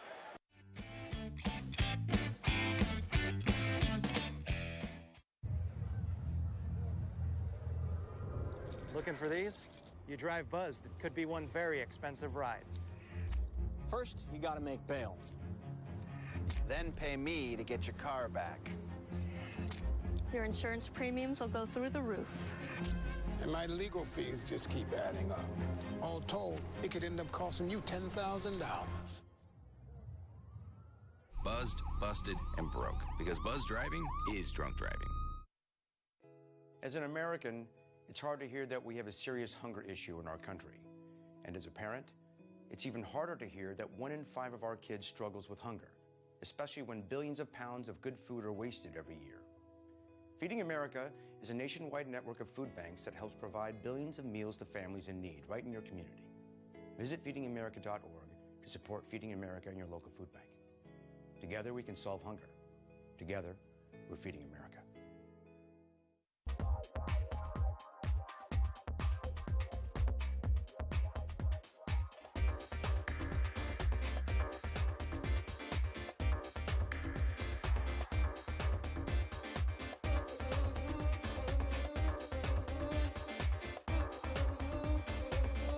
Want to know all the latest things pop culture? Tune in to Let's Talk About It every other Monday at 10 p.m. You're watching Hockey Night in Oswego on WTOP, your television. Welcome back to Hockey Night in Oswego. Lakers win by a score of 4-2 against the Cortland Red Dragons. And Jake, let me hear your final thoughts on this game. Yeah, you know, this was a very good game right at the end. Cortland made it a game. The fact that they were able to get the puck out of their zone finally in the third period, and then they were able to draw some penalties up, and then they had some power play opportunities, and they converted them to make this somewhat of a game, but Oswego was able to hold on to pick up their first regular win of the season. Nick, the physicality, there's a lot of it especially during the third period. But can you take us through the first goal, the Oswego goal from Derek Brown? Yeah, another power play goal we talked about first period. Power play wasn't working. Well, they fixed things up, and they scored on the next two. As you get a look at it right here. And that's actually going to be Travis Broman with his first goal there. But Derek Brown gets his first goal as a Laker on their fourth goal of the game. Second power play goal, Josh Isaac, Max Novick get the assist. I really like Novick running the point on the power play. I think he really handles the puck well, and he dumped it in there, and it led to the goal. Jake, take us through Michael Crowley's 2 goals in the third period to put Cortland back in contention, although they couldn't capitalize, and it was just too late. Yeah, absolutely. So the first goal for Mike Crowley, Cortland was on a 4-on-3 power play. Oswego couldn't really do much with 3 defenders, and when you got to defend a power play with 3 players, it is really tough. A good pass that was sent from back to Georgian, and then Mike Crowley was able to get the one-timer going. As we get another look here, see Beck is running the point right here. He's going to give this one to Georgian, but then Crowley is able to finish it to put Cortland on the board. Yes, and he scored a second time. It was an assist by Beck, and once again, Strojohan, excuse me. Yeah, so Strojohan once again running the point, able to give it to Skelly, then went back to Borjan. If we can get a look at that, so see Skelly, Borjan, then Crowley. He is able to give it a go and converts to narrow the gap to 2. Yeah, and that was a snipe almost from the blue line. Yeah. And this game was very physical. Yeah. Dylan, let me hear your thoughts on the physicality of this game. Yeah, I mean, it's something you like to see as a head coach, that your players aren't afraid to get in there and get dirty, because Oswego has a lot of high-end talent. So I think there might be a little concern sometimes on some teams that they don't want to get physical. But Oswego showed today they're not afraid to do that. They're not afraid to make the right plays to help the team win, and I think it's a great sign. Yes, and very physical, as you can see here. A lot of boarding penalties, roughing penalties, and you know, Oswego did have the edge, but they had a lot of penalties, especially late. Some cheap shots also in the third period. I think the penalties in the third would be something to definitely work on, because against a team in a tight game, against a top team, those are not penalties you can afford to take by any means.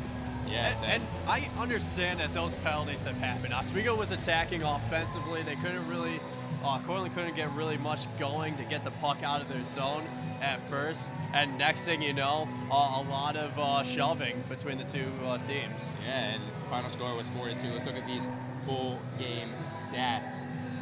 Yeah, so looking at this, 33 shots for Oswego. Like I said before, just up-tempo offense. They've been controlling it with 33 shots, just almost doubling the shots from the Red Dragons. The face-offs won, looking at 34-25, and those attempted shots, 47-19, Mike. And it definitely showed in the final score. It was, once again, 4-2 Oswego. And Dylan, any other takeaways that you saw from this game that stood out to you? Well, Travis Broman, I mean, we already mentioned him, but freshman comes in, and obviously a lot of guys take time to adjust. They don't necessarily slot in the lineup right away. He slots right in that second line winger role, and he scores twice. He's big, he's physical, right in the front of the net. He's got a great stick, he's got a nose for the puck, and I'm really excited to see what he can do the rest of the season. Yeah, and one thing that we saw from Coach Ed Gosek was that he changed up the lines a little bit. He didn't keep it with the exact second line, the exact third line, even the first. He switched it up. He had 4 forwards on, 1 defenseman on at the same time, and it really showed as Oswego scored 4 goals. Absolutely. Now, there were a lot of penalties in this game. Let's toss it down to Nick Ketter on the sideline. Nick, take us through those penalties. Guys, it was a great 4-2 victory for the Lakers tonight. It ended up being a very physical matchup, which we kind of expected coming into the game. Oswego, a lot higher strong offense. They do a great job scoring goals. It led to a lead for the Lakers and a lot of physical play. That led to some power plays, which the one concern I had for the Lakers was their killing penalties. They let 2 in on them late, getting absorbed into some physical play. But other than that, they were like the Iron Curtain along the blue line on power plays, and they made a lot of their opportunities to turn them into goals. It was a great night. It was a very exciting game.